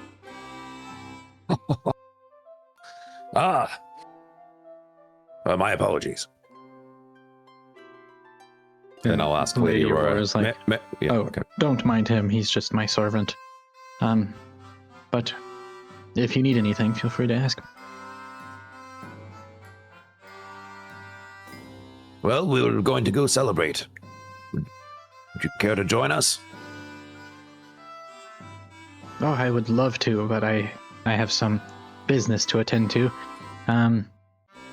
But feel free to buy your celebration meal on me. And she hands you a little bit of gold.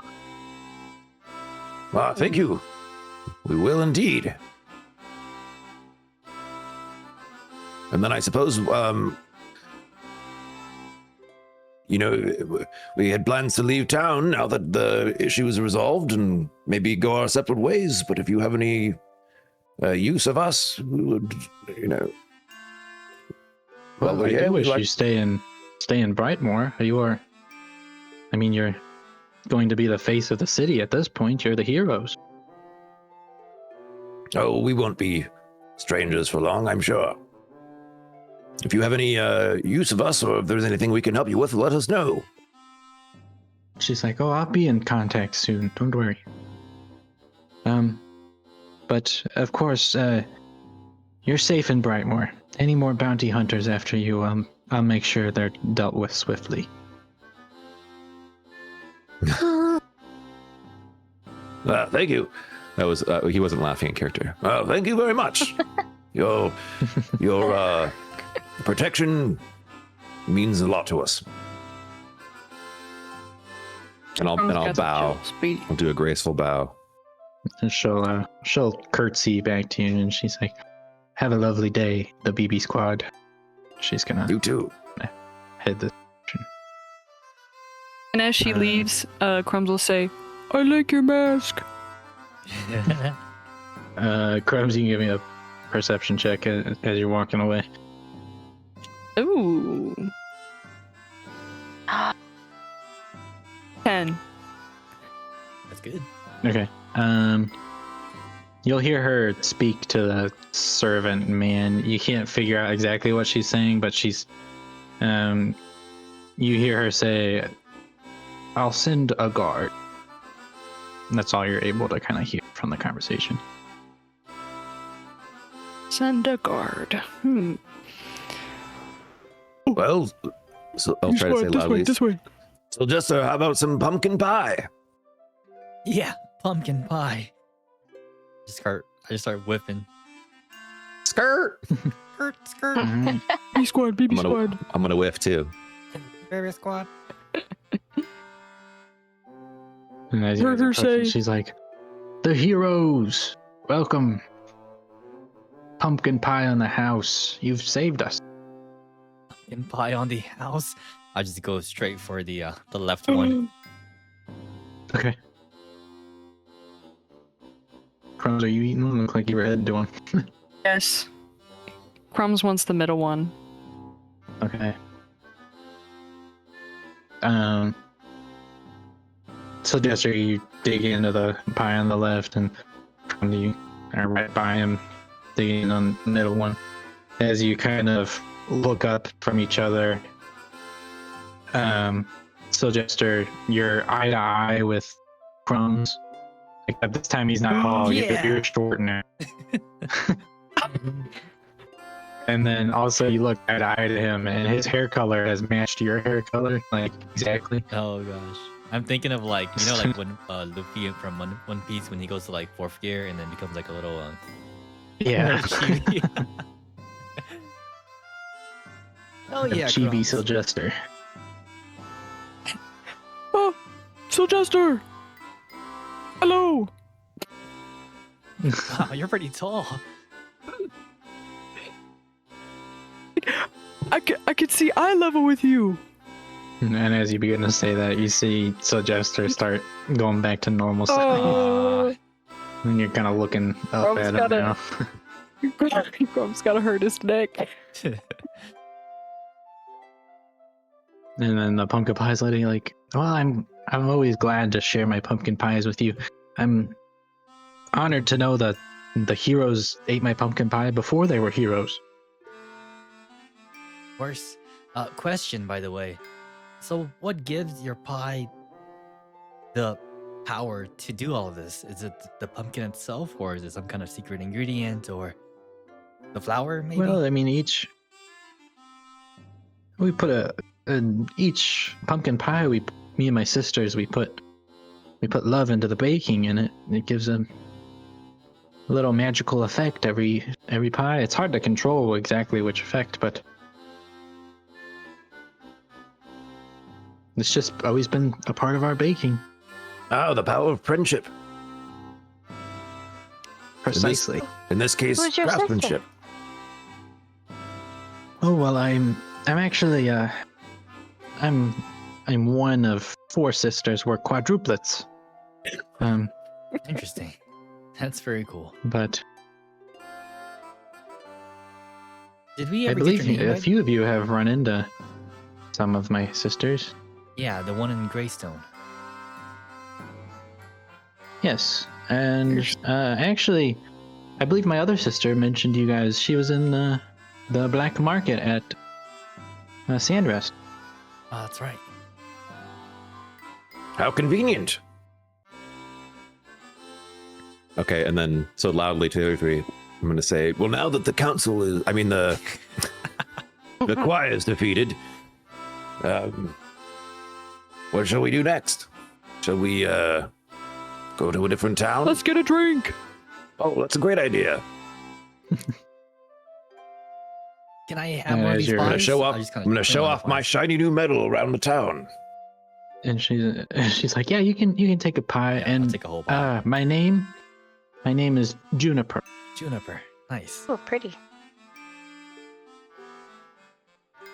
All right, let's go share And this she's robotic like, lip.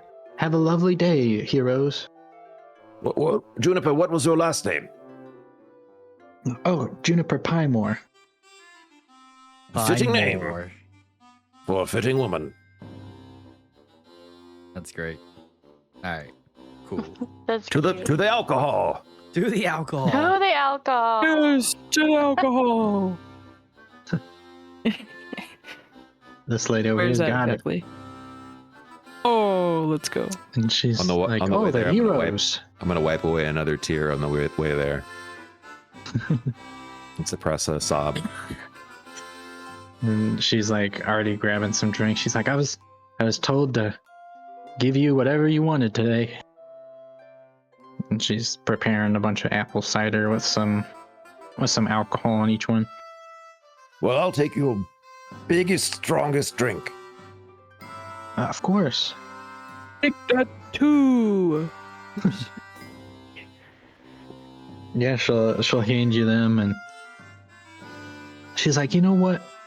I got a special jar of some alcohol for you if you'd like it. Of Of course. course. And she goes behind her little carriage here, and she's like, oh, lucky you, I actually have 2 left. And she hands you 2 jars, and the label says the black brew. Black brew. That's crazy. The darker, the sweeter, I always say. And she's like, well, you heroes, enjoy your celebration. It's your day after all. Thank you. And then this lady over here, she's back at work. She's, get your fortune here. Which lady? Oh, Over here. I'm gonna grunt dismissively and turn my back to the fortune lady. You'll remember her fortune kind of came true, the one she gave you. she Wait, can you remind me? She predicted me leaving. She predicted that the 3 blood brothers would soon be 2 the day before Crumbs left. Well, but now it's 4, so. Wrong. A broken clock is right twice a day. So at this point, are we kind of left to ourselves? Yeah, I mean, everyone's kind of just celebrating at this point. You know, every once in a while you get a pat on the back and a thank you. But other than that, I mean, it's the world is your oyster. Okay. We still have a pretty long day. What do you guys want to do?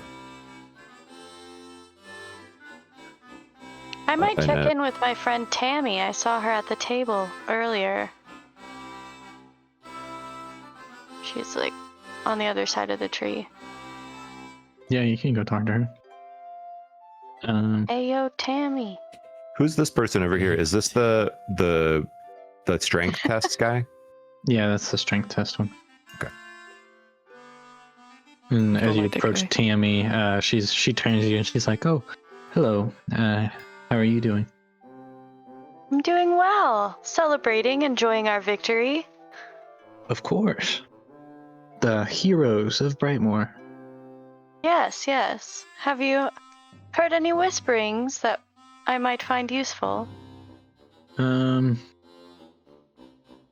Useful, maybe. I mean, I believe you. She kind of looks left and right. She's like, I'm pretty sure you already know that the choir is not dealt with, but from what I've gathered, I've heard commotion near the sewers. The sewers?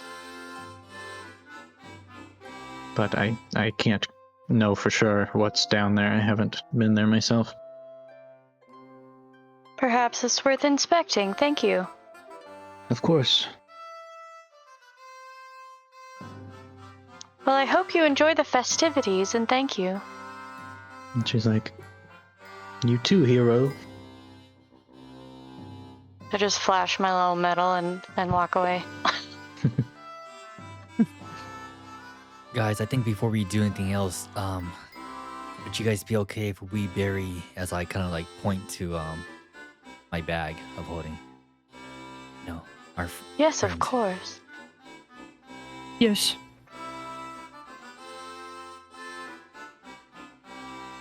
I don't know if he would Could like to be we- buried here in Brightmoor, but did we by chance get?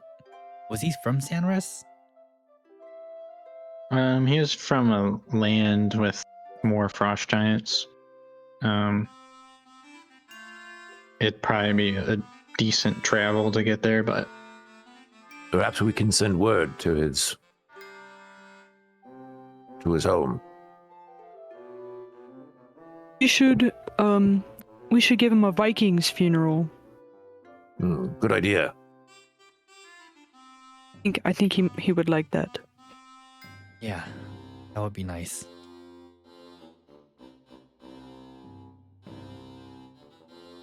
Whatever you wish. What is the Viking funeral? I think that's where Put him in a boat. it's lighted on fire. Oh, Yeah, Okay. Yeah. is there water nearby here? There is, right? We yeah, should- the docks. We should do it farther from here. Maybe closer to the manor outside of town, if there's water there. yes, somewhere that's not so visible. I'm sure there's water. Yeah, near. there's I mean, the manor's not too far from the water, but you'd be able to kind of go there. Okay. Maybe later, or do you guys want to do that now? Well, I wanna walk up to the blacksmith guy first. Okay. Just say, hello, how's it going? My He's good like, friend. "Oh, it's going. Hello, hero. How's that bow treating you? Oh, very well. I was just going to thank you again for its craftsmanship. It served me well already in defeating the choir once and for all. Of course. I mean, I'm honored to have my master's bow used by a hero. Indeed. All right, that's all I wanted to do. I wanted to say it loud enough for the pumpkin pie lady to hear it. Okay.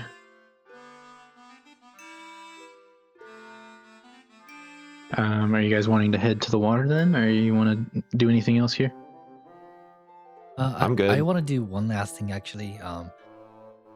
I just want to, while we're still at the table and stuff, I'll just kind of tap on my. I'll just take like a nearby spoon or fork, and I want to cast locate object, and I want to find. So it lets me find or know the location of an object that's 1,000 feet from me, if I've seen the object Okay. before. And I want to see if I can find Stevenson's sword. Yeah, his axe with your names on it. Yeah, the axe. Okay, so you can just find it if it's 1,000 feet from you. Well, it tells you the direction. Like the spoon will like tell me where to go, pretty much, but I wouldn't know where it is exactly. Okay. Well, funnily enough, the spoon, as you spin it, it kind of points towards the water. The water? Mhm. Okay. Alrighty, I'm ready to go.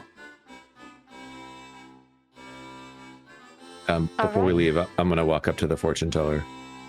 Okay. I suppose you think you're pretty clever, don't you? And she looks and she's like, I'm pretty good, yeah. Well, I don't know if you remember, but you told me that our band of 3 would soon be 2, and now look how many of us there are. 1, 2, 3, and 4. And she's like, well, I mean, fortunes can take a while to come true. That's scary. Oh, Uh-oh. oof. We may be taunting our fate. Ooh. Come on, cut it. Good day to you. All right, I'm good.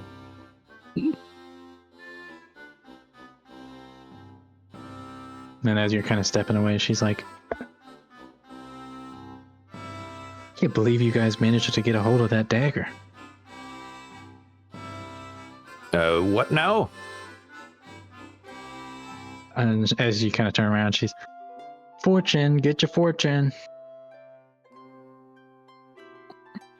All right, very well. How much? 30 gold. No. Okay. Check your. Have a nice sure? day. Sharpen your pencil. My prices went up. I mean, Well, we're the heroes of Brightmoor. A discount, right? I'm giving you guys a discount. Is What about freebie? I didn't used to pay this much. One freebie. Come on. Biggest grin. I can. I look scary though. I can recommend you to the other noble families.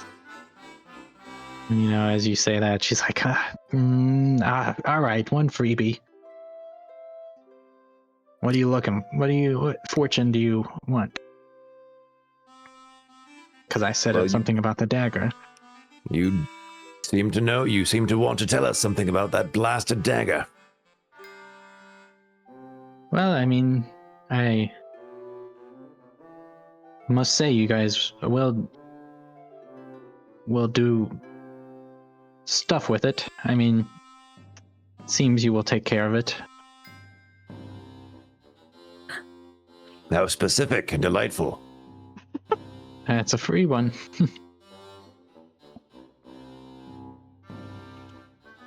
Yeah. Whatever. Let's go, Cut. All right. Bye, fortune lady.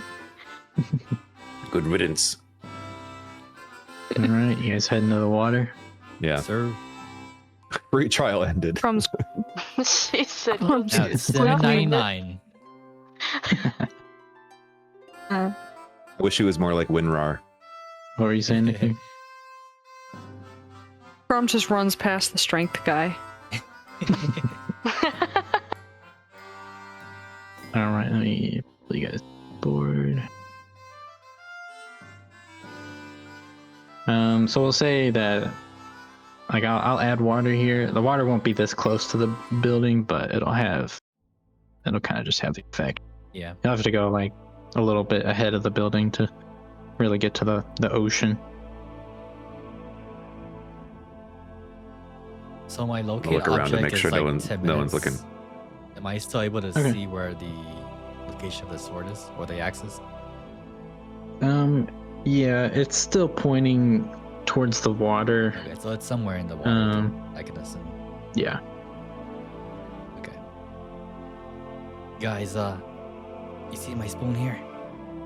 It's pointing towards where Steven dropped his axe. Maybe we can send him off that way, and hopefully he'll reunite with him with his axe. Oh, good idea. Is there a dinghy around here we can destroy? Yeah, yes. you'll be able to find one. Ah, let's use this dinghy. Is it fitting of a Viking send-off? Okay. I'll reach out for his head, and I'll just put the head on the dinghy. All right. Do I have any fire arrows? I mean, for this specific sake, you could say that you were able to grab like some cloth and Oh. oil from the mansion before. Can I use my I have Ember the- Fang to light an arrow? Yeah, you Is that a spell slot? I don't think so. No. I'm sure we would have like a candle Yeah. or something we could use to light from the mansion. Yeah, you'd have that for sure. So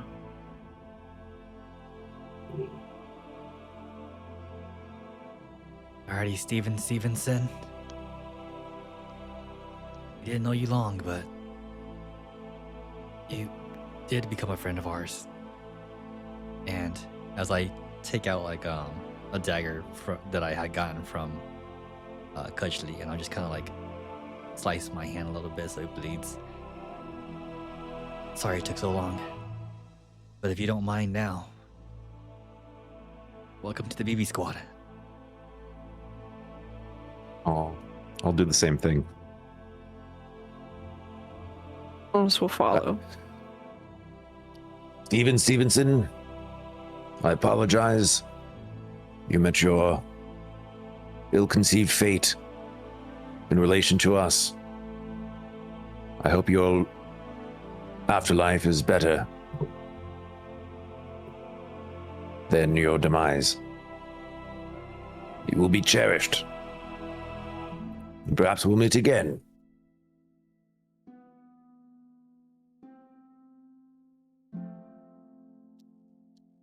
So when it floats off like 20, 30 feet, I'll fire a fire arrow at it. all right. Yeah, for the sake, I'd say you'd be able to hit it with no problem, really.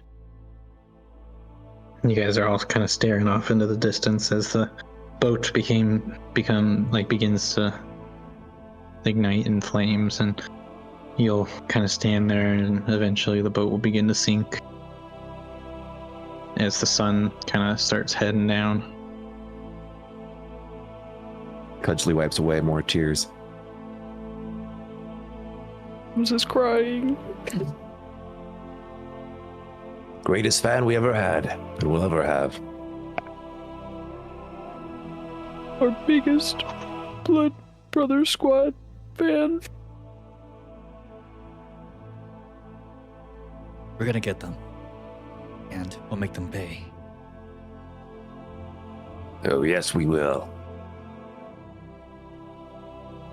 Yeah, Lialta's like standing off a little bit because she knows this is more important to the other three, but she can't help but be moved by how much they care for Stevenson.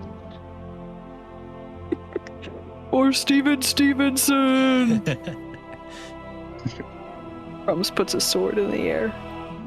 It's getting late, guys. Drinks? Inside? Quite.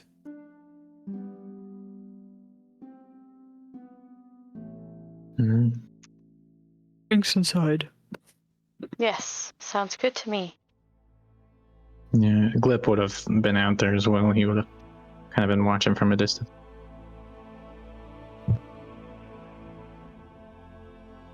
As you guys enter,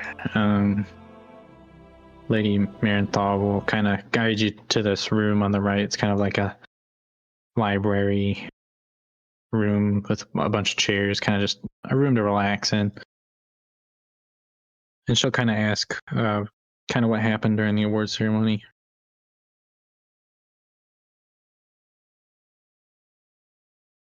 Well, would have went as expected.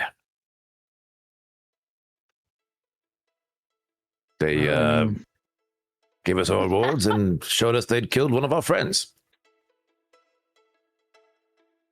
Well, at least And she, we didn't die. Yet. I'm very sorry to hear about your friend. Were you able to learn anything else? I spoke Well- with Tammy and she told me that there's something going on in the sewers. The sewers. Sewers? Yes, I Oh. wanted to share it earlier, but I didn't find it appropriate while you were having such a lovely send-off for your friend.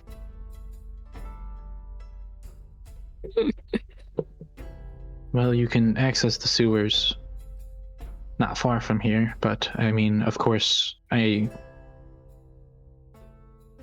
expect you would want to rest or, take your time. I'll leave you to your selves for now. But yes, if you need anything, let me know. And she kind of heads out. Althora, before you go, And she'll turn around. Yes.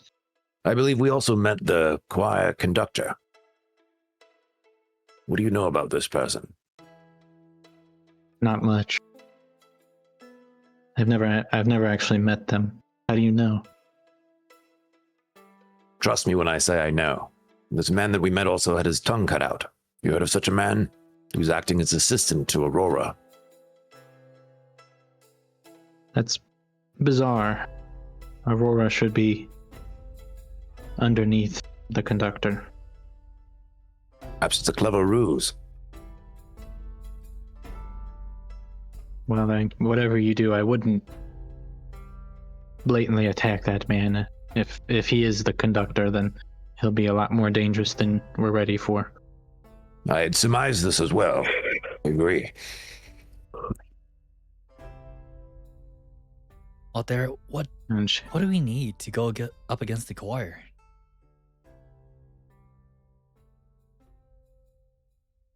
And she's, I wish I could give you a straight answer, but I'm kind of figuring that out myself as well. I mean, you three, along with Lialta, seem to have done pretty good for yourself so far, so. It's not enough.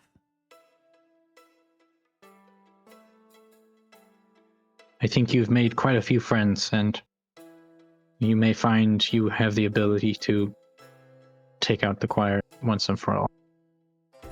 But there's something else you should know. They also indicated, Aurora and the conductor indicated that they would be on the lookout for anyone else seeking our company and would take care of them, if you got my drift. Well, I'll make it known to my workers, employees, to not mention any support of the BB squad in order to keep them safe. Thank you. Do we have a code word? Oh, we should. What would you like it to be? Perhaps a sentence that you would never say ordinarily. Brown fox jumps over the... No, I was kidding. What was that, Crumbs? Say it again. The quick brown fox jumps over the lazy dog Quick on top of spaghetti. A pangram. Great idea. It's not a normal sentence. How about the quick brown? Perfectly fine. The quick brown fox jumps over the pumpkin pie. That's great. Mm. Good teamwork. I like it. And she's like, I'll let my staff know. And she's like, please take your time. And she'll leave the door behind her.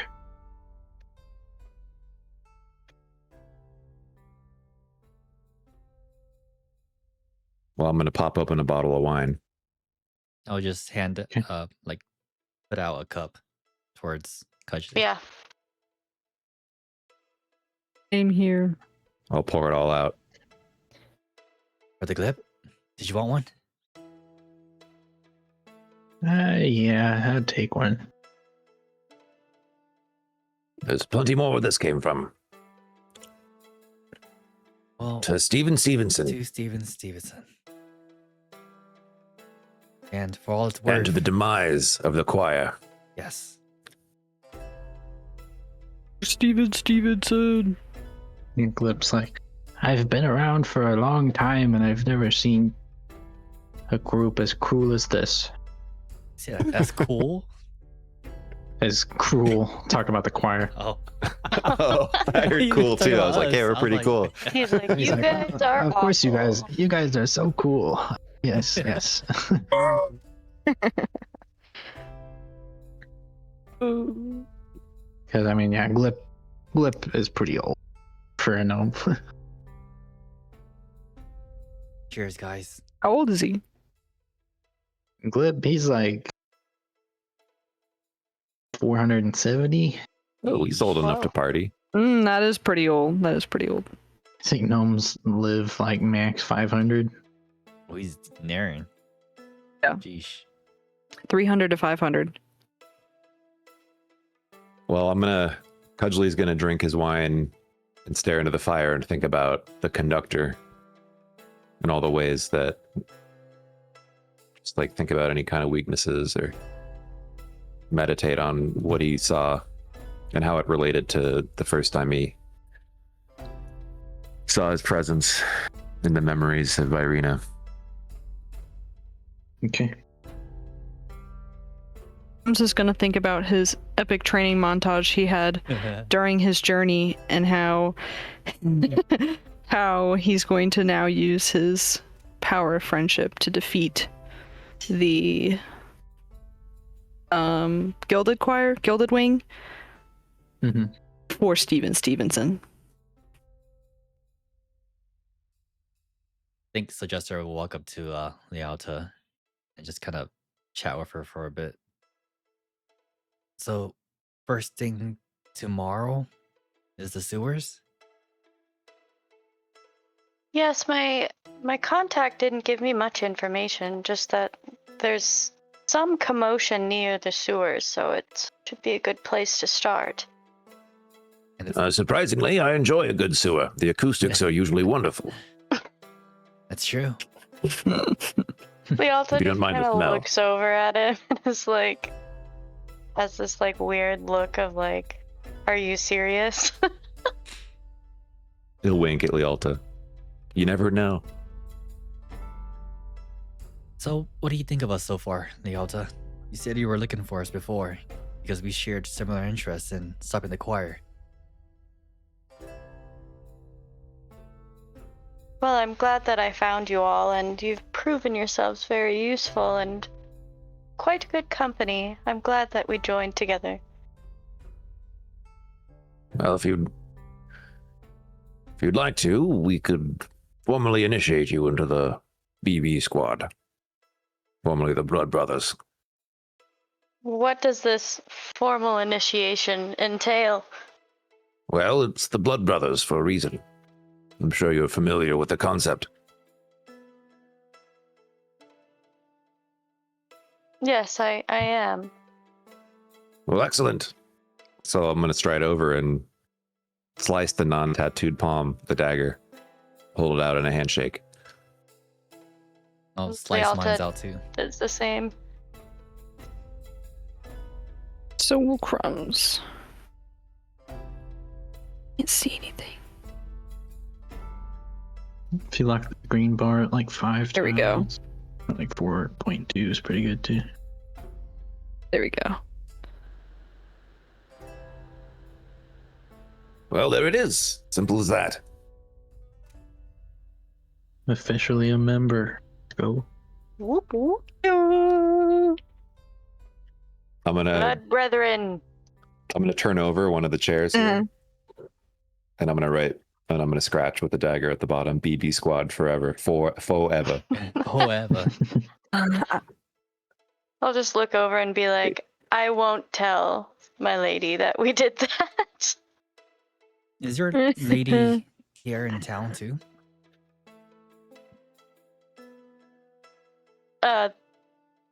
The lady, Lady Marenthal Oh, Lady is. Marenthal. Marenthal okay. is my person.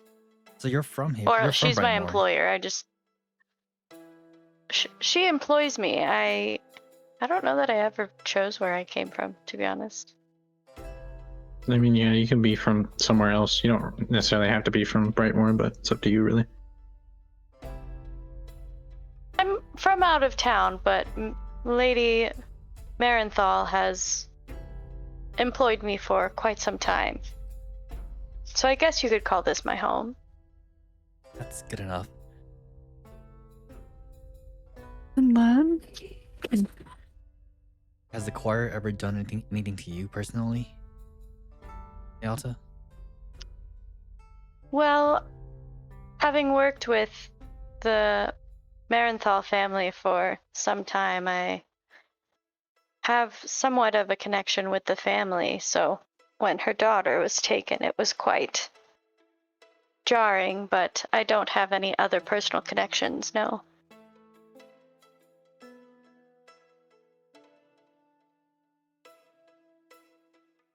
And at this point, the doors will swing open, and you'll see Vi run in, and as you all look at her, her face is like, her face is all red, and tears are running off her face, and she just, is that big fool really gone? And Virina! Elise is behind her, and she's like, Vi, you gotta go back to bed. You're not okay yet. Yeah, he's gone. And as you say that, Vi is gonna kind of stumble towards you. She's like actually falling down. I just kind of like, I can catch. go ahead. I'll catch her. You catch her. I just dodge it. I'll catch her and give her a hug. I'll catch her and give her a hug. It's true, Vi, but it is sorry to tell you. And We gave him a Viking funeral out by the ocean. Yeah, at this point, she's kind of just bawling. She There. is clearly hurt. Cudgley's gonna start crying again too. And then as she kind of composes herself, she'll try to stand. And as she goes to stand, she actually faints. Let's get you back to bed. Oh, man. And then a few of the butlers and maids will come and help her back to bed.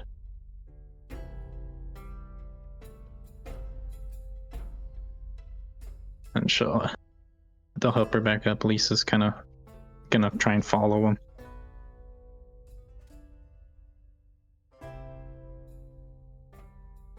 Yeah, Stevenson made quite the impression on Virina as well. I'm surprised to see an emotional outburst like that from her. I am also surprised. Is there anything else you guys wanted to do tonight? I can't think of anything. No, I can't either. All right. As you guys kind of head to your rooms and begin to sleep. I don't know if you're... I mean, you all have rooms. I don't know if you want to sleep anywhere else. Like, Fool, you were saying you were sleeping outside the door of Yeah. Elisa's room. Just, I don't know if you're still out doing there that. meditating. Okay. I'll sleep on the couch. I'll sleep on the couch in here, staring at the fire. Crumbs, you'll get your own room specifically as well. The bed's like a king size bed, so I mean, for you, it's like It's like a California king. yeah. But yeah, That's kind of king. as you guys kind of try and sleep to the best of your ability, you know, it might not be easy, but you all catch a glimpse. Lialta, you'll see this as well while you're sleeping. You'll see Stevenson standing there, and you're kind of looking at him, and he looks down. As you look down, and this small girl's reaching up to him with her hand, and he grabs her hand, and they start walking into the distance. Crumb, Syljester, and Cudgley, you'll recognize that as Flint. Ah. And my that'll be gosh. kind of your dream for tonight.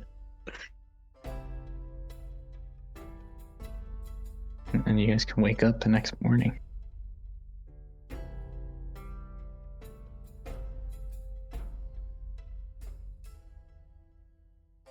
Sweet. Comes oversleeps. I'm just kidding. I did that this morning. You guys can wake up and Lady Marenthal will approach you, Lialta, and she'll kind of give you the information on where to access the sewers. Okay. And she's like, yeah, it's just you head right out of the mansion and you head about 5 blocks and there should be a cover you can open and head down. And of course, be careful, Lialta. Of course. Always. And then you three can kind of wake up and I'm already Kinda outside enter the- doing like lunges and stuff. okay. You just. And you guys can head to the sewers. What's Syljester doing? Good the morning, guys. sewers. Cudgley's excited for the acoustics. He's tuning his lute on the way there. Also, sorry if you guys hear Lilith. She complains when she wants to go to bed, so I'm sorry if you You're good. hear her. I haven't heard Lilith. Yeah, Okay. She's I'll been crying probably every be once in a done while. shortly, ambient sounds. unless you guys want to go longer, but it's really up to you guys. I'm good Just to get this end ready. soon if you have that planned. That's fine with me.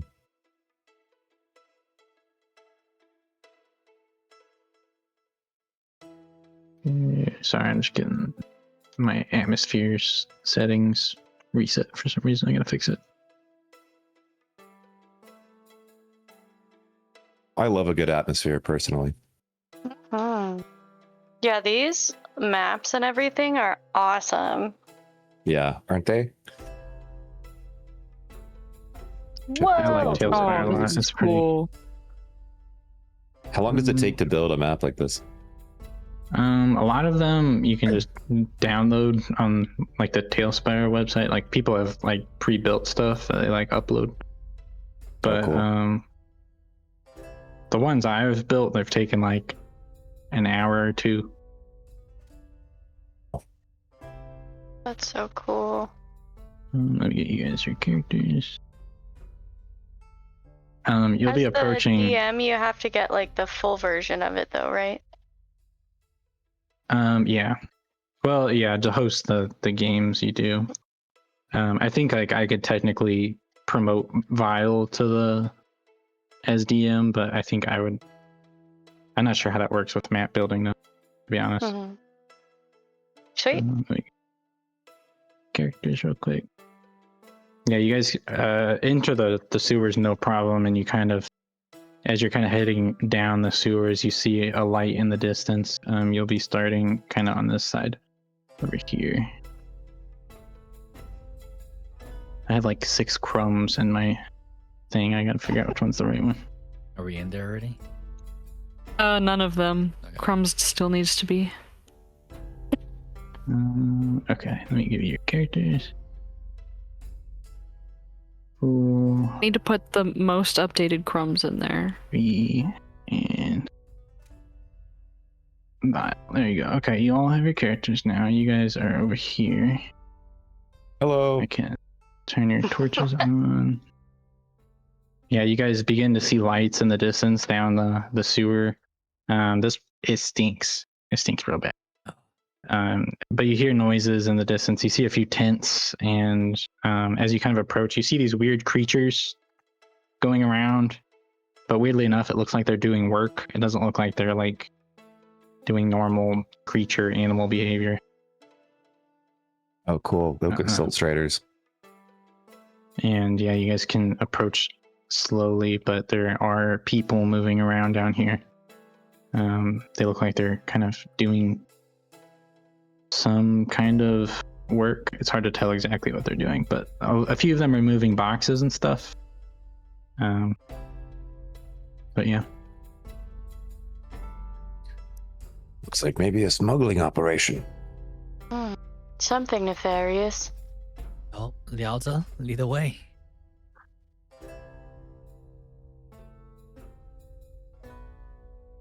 She's like cautiously walking forward. I'm not quite sure where we should go first. There seems to be many bridges, and should we be sneaky? I think we should be sneaky.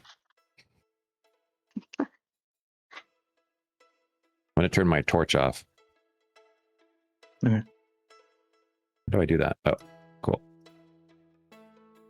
Yeah, I mean, as you guys are approaching, Lialta, since you're in the front, you can give me a perception check.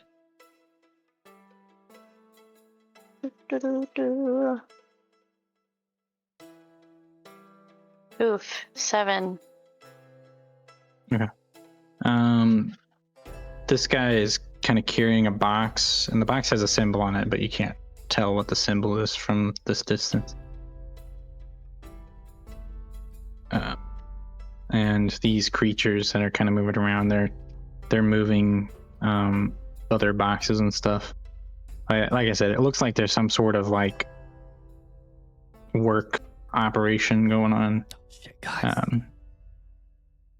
Is this I want to. You're smuggling for the choir? I want to cast Detect Thoughts on the guy with the box. Okay. He makes a wisdom saving throw. Yeah, Wisdom's 14. He succeeds. So you're able to see his like surface thoughts. You know, he's thinking about getting his stuff done on time so we can get out of the stinky sewers. Because I mean, this place is pretty putrid.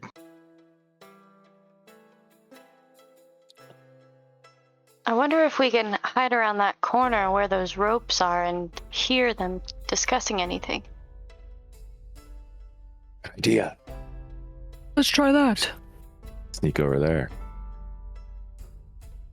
Okay. Yeah, as you guys are over there, you know, you'll hear a few people talking and this and that, and this guy over here, he shouts something. He's like, Hey Johnny, you got those boxes moved over here yet? And this guy close to you, he's like, No, I'm working on it, boss. And then you see him kind of heading towards this bridge over here.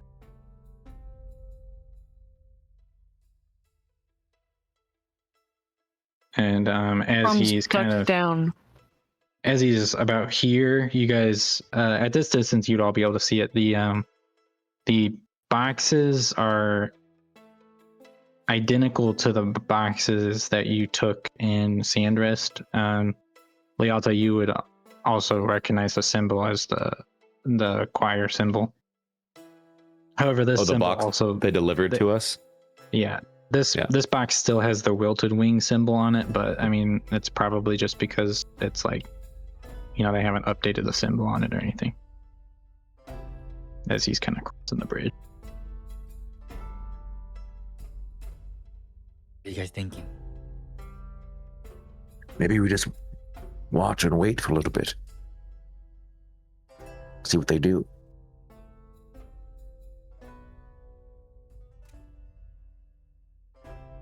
Would be a good idea. See where they're taking everything. Track their movements a bit before we decide to approach. Yeah, I mean if you guys are watching, you can do that. How about this? And I'll just go ahead and touch. Let's see. Lialta and Cudgley, and I'll use a 3rd level spell slot to turn them both invisible. Nice. Sorry, Crumbs, you're pretty stealthy already, so you got this. You and I, we can do this without the invisibility. So what? Remind me what ruins invisibility? I think it's interacting? just you attacking. Yeah, if you attack, or Attacking. cast So I could cast open a spell. box. Yeah, For you'd be example, able to open and- a box, I think. Okay. Well, I'd like to go open a box. Okay. Yeah, there's still a couple over on this corner over here. Johnny hasn't finished moving them yet, so you can head over there if you would like. Johnny.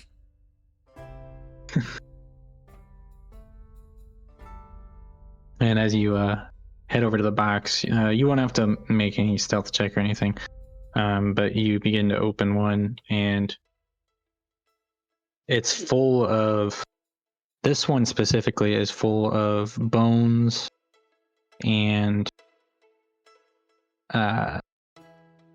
ritual type stuff. There's nothing specifically like, no potions or anything. This one is like specifically dedicated to ritual items. Okay. All right, I'll go back and tell them. Seems like at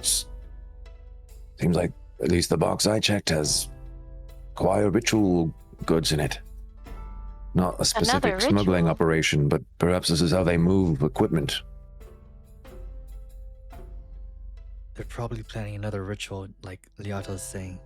The same one with Elise, probably. It would make sense that they would be trying to recreate that if they need their conductor to ascend to godhood.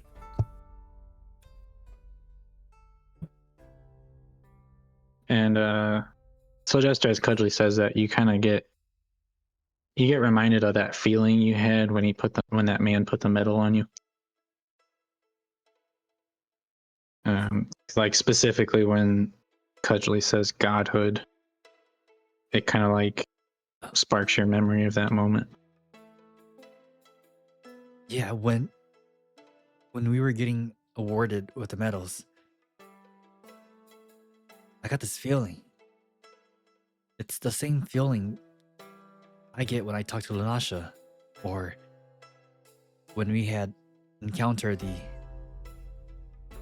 season god.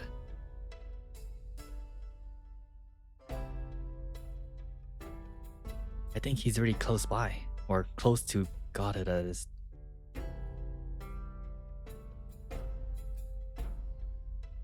Well, then we must drop this ritual as well. Maybe our final chance. How many people can we see? So from where you're standing, you could see 4 people and 2 creatures.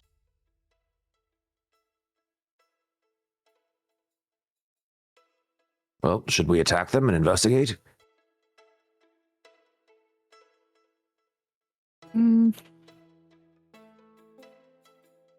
Is the sewer what- very open?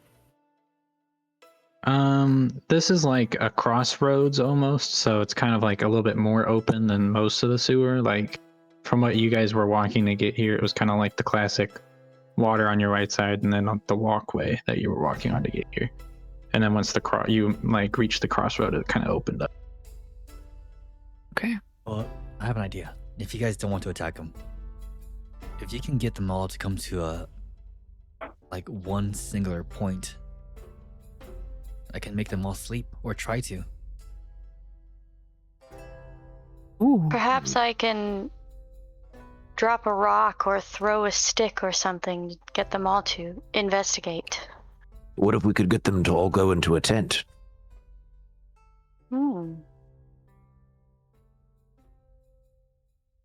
Yeah, That could we can do work. that.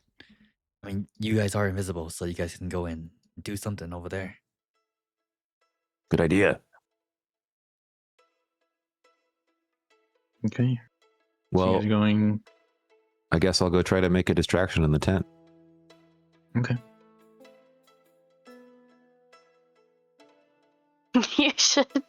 You should just start playing a song Okay. Oh my gosh. Ooh. That's while what I you're was thinking. It's invisible. like a ghost. So, Who turned the radio on? so I'll go into the tent and I'll use the regular loot and I'll start playing a song they'd all be familiar with. Okay. I mean, yeah, there's like classic bar tunes and stuff. Yeah.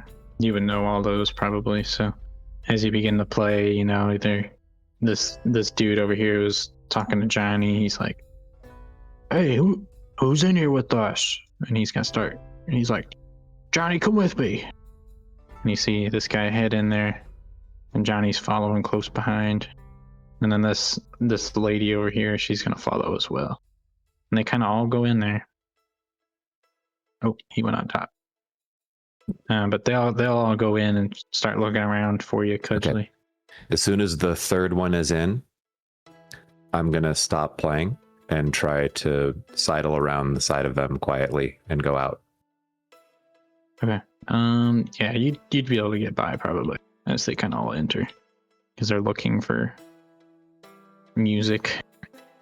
Okay. You see so this as thing soon- kind of heading towards the tent as you leave it, Okay, but cool. it kind of stays outside. When I get over here, I'm gonna use message. Okay. The cantrip. I'm gonna point at Syljester. I'm gonna say, "Now's the time. Do Okay, it." Okay. Do it. Do it. Alrighty. I'm gonna try to sprint as stealthily as I can. I just disappeared. Okay. Yeah, I'd probably need a stealth roll for running up there. Ooh. Give me something good. Come on, fool. Oh. Pretty good. Let me see if I have Nice. anything cool with it. Got a 17. Yeah, I mean that'll be enough Not to bad. get there without them noticing at all, really. So what I want to do Um, is I want to push that creature inside to the tent too. Okay. Give me a shoot. What is that? Strength. My strength is not good anymore. Well, nat 20. Oh. Nat 20. Hey, It's a minus no one, so way, 19. Natty Daddy. It's a minus one though, but With the nat 20, you'll shove the thing and you'll see the tentacles kind of like sprawl out like it's trying to catch itself, but it slips and misses and it's gonna fall on top of Johnny. Johnny's gonna get knocked over. and then I'll just Johnny's gonna start yelling at I'll the Yeeted peep- him right in there. I'll peep in from the tent. I'll just say, "Nighty night," and I'll cast sleep. Okay. So they got to make a wisdom 14, or they fall asleep for a minute. Okay. Let me. But you can start tying them up then, hopefully. So the creature fails. This will be for Johnny. Johnny fails. Come on, fail gang. This will be for the lady. The lady fails. Come on. Oh. And this is for the boss. The boss fails. Wow. Nice. Hey. So All your Oh my- rolls. the invisibility does drop, by the way, because it's also a concentration spell, but they're all asleep for a minute. Hey guys, you got 1 minute. Nice. Okay. All right. Yeah. 1 minute. What are you doing? Crumb just I'm opening more boxes. Yeah, I'll tie them up with my rope. I have like 100 feet of rope. Yeah. Okay. Sweet. Are there any other boxes by Crumbs? Yeah. There's a couple. Crumbs, there is this creature across the way though. He's not asleep. He's still awake. And you see this guard over here, but they're not looking towards you guys right now. So Can we Where are the hear boxes? anything in this shed? which Yeah, I want to look in this shed over here too. Yeah, the one right by Cudgley. there's no people in there from what you can hear. Crumbs, are you opening the boxes next to you? If no one else did. Yeah, there'll be like one, maybe two more boxes because Cudgley opened one. They all have like ritual type stuff, except some of them have like glass containers that hold like, one holds a bunch of different mice, and one has like a bunch of frogs. And, you know, like either like ingredients or small sacrifice stuff. Ooh. I'm gonna attempt to sneakily get over here too. Yeah, you'll be able to. Cudgley and Lialta, as you're looking in there, you'll see this is like larger ritual type stuff. Like there's large pillars of stones with carvings on them. There's a lot of instruments. But it mostly is just ritual stuff. Like it seems like there's some sort of big ritual they're trying to plan. because this is a lot of stuff. Is it possible to alter the carvings on the stone pillars? Yeah, you could do that. Sweet. You can use like your axe, or you could probably find a dagger in the room with you, like some sacrificial daggers or whatnot, and you'll be able to kind of chip at a few of the ritual stones and mess up a lot of the patterns on them.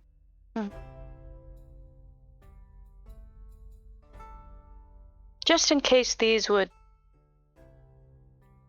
maybe help us in the future.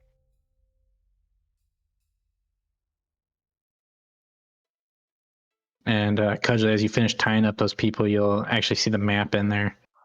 It's a Syljester. map of. Oh yeah, sorry, Syljester. As you finish tying them up, you'll see the map in there, and it seems to be a map of Brightmoor. I pocket the map for now, and I'll just kind of peek Okay. out. How's it going, guys? Come on. Am I seeing anything else in the shed?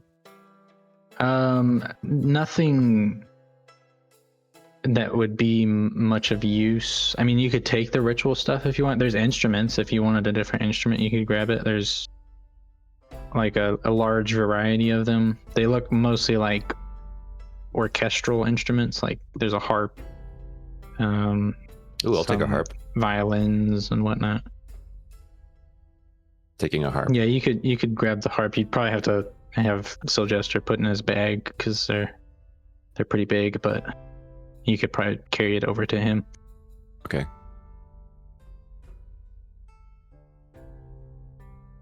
So, Um, any leads? Just more ritual goods. Here, take this harp. Okay. Can you hold this for me? Yeah, of course. I'll put it in my bag. Ritual There stuff, was- you said? Yeah, there were some stone pillars with some carvings on them. I managed to alter them so they won't be accurate to what they need them for. Okay. Should we burn anything or just sabotage quietly? Burn it all. I'm just kidding. Are there any papers Burn like the whole thing down to the aside ground. on the map that's on there? Like, I'm trying to see if there are any like kind of like I guess like steps or schematics on how to do the ritual. There's ritual ingredients and things, but are there anything like the rules and stuff? as you were tying up the boss, you would have seen a small like checklist in his pocket. Okay. And just it's kind of the checklist for what they are currently collecting at this outpost. Okay. I'll just pocket that for now. Okay. I don't know. Do what you will. We I have think like this 30 reconnaissance has been seconds. successful, though. All right. Are we good? I think we're good. I Okay. think we're all right. All right. You guys heading out then? Yeah. All right. As you guys are heading across that bridge, there's one more box right here, and Crumbs. As you Ooh. walk by, you hear some scratching. I'm just gonna open it. Okay. Yeah, you open it up, and It better not in be the a parrot. box there's What's in the box? there's a Parrot? squirrel scratching at the box, but behind the squirrel there's a bird cage with a parrot in it. Oh, God. Oh. What is it, Crumbs? Oh, should I take another carrot? Parrot? Syljester, you can keep your parrot company. Okay, I'm gonna try to grab it as fast as I can to just pocket into my bag so it doesn't make any noise. All right, you can give me animal handling. Uh-oh. Take the squirrel. Okay. I don't think I'm very good at this. Let's see. Oh, shit. That's a 3. Alright, guys. Ooh. As Oh. you grab the parrot, the parrot's he's not happy about you grabbing him. He's going, intruder, intruder, Oh god. intruder. And as he starts saying that, the other parrot sticks its head out of the bag. It's intruder, intruder. They're Oh, both God. going off now. Shit. Fucking And parrots. you'll see this guard over here go, hey, and he's gonna start running you guys, but you have a pretty big lead on him, so you could get out if you. Yeah, let's get out while the getting's good. Yeah. Okay. Run away! The Scooby-Doo And then, yeah, run. you guys can make it out perfectly Oh. fine. Sorry. I'm coming. Wait, I took the squirrel. We're just taking all the animals. Yeah, you guys make it back to the manor just fine. Wait.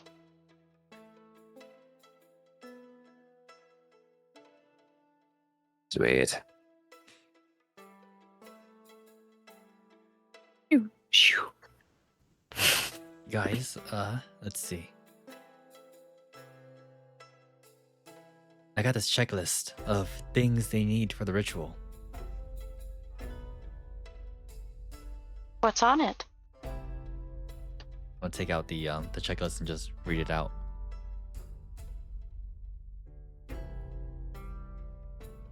Okay. Yeah, it's on the list. It's asking for like almost 200 animals of different species, and then it's asking for 15 boxes of human bones, Holy Oh. shit. and then on top of that, like a bunch of cloth and candles and a bunch of other types of things that you would need for just a ritual, and then a bunch of instruments as well.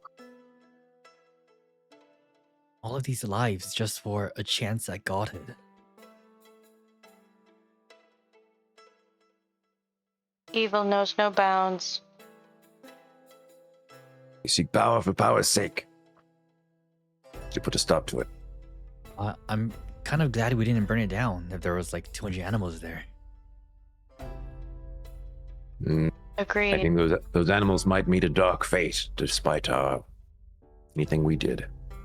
Okay, so we know that they have... But I saved the squirrel. True. We saved one. That's good enough for now. So we know they have And a blasted all parrot. the ingredients there now for the ritual. That means they're planning for something soon, then. But I wonder where. If only we had found some sort of map. Where would Actually, they have enough space take for out the that map. many products? Items? You found a map too? Yeah. It's right here. It's a map of Brightmoor. Is there anything like an Thank X God on for it? your sticky fingers, Syljester. I learned from the best. Like Like a Crumbs. as you as you read the map, Oh my God. it's basically showing all of Brightmoor. There's a few highlighted spots, but there's also a note in the bottom that says deliveries go to the Widwell Manor. Where's that? Lialta? I believe that's our next destination. Perhaps we shall talk to Miss Lady Marenthal and see if she knows anything of this manor. Good call. And as you guys say that, you hear a knock at the door. A lot of visitors. Another lately. ominous knock.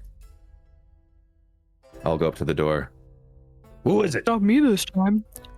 As you open it, it's the same dwarf from before, the one that gave you the letter originally for the award ceremony.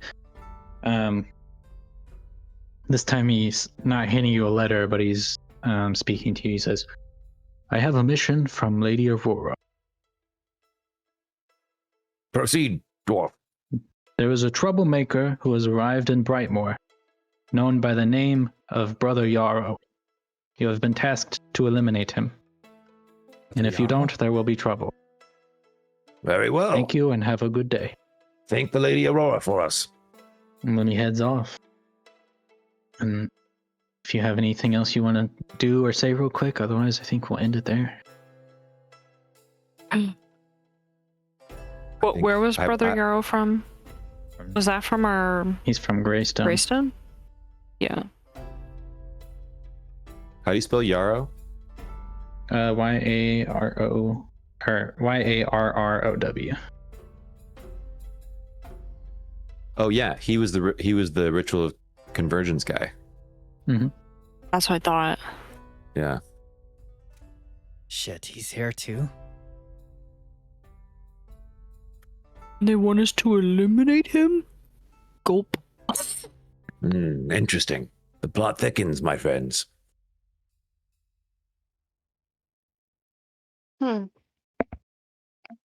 Eliminate, or is it another trap?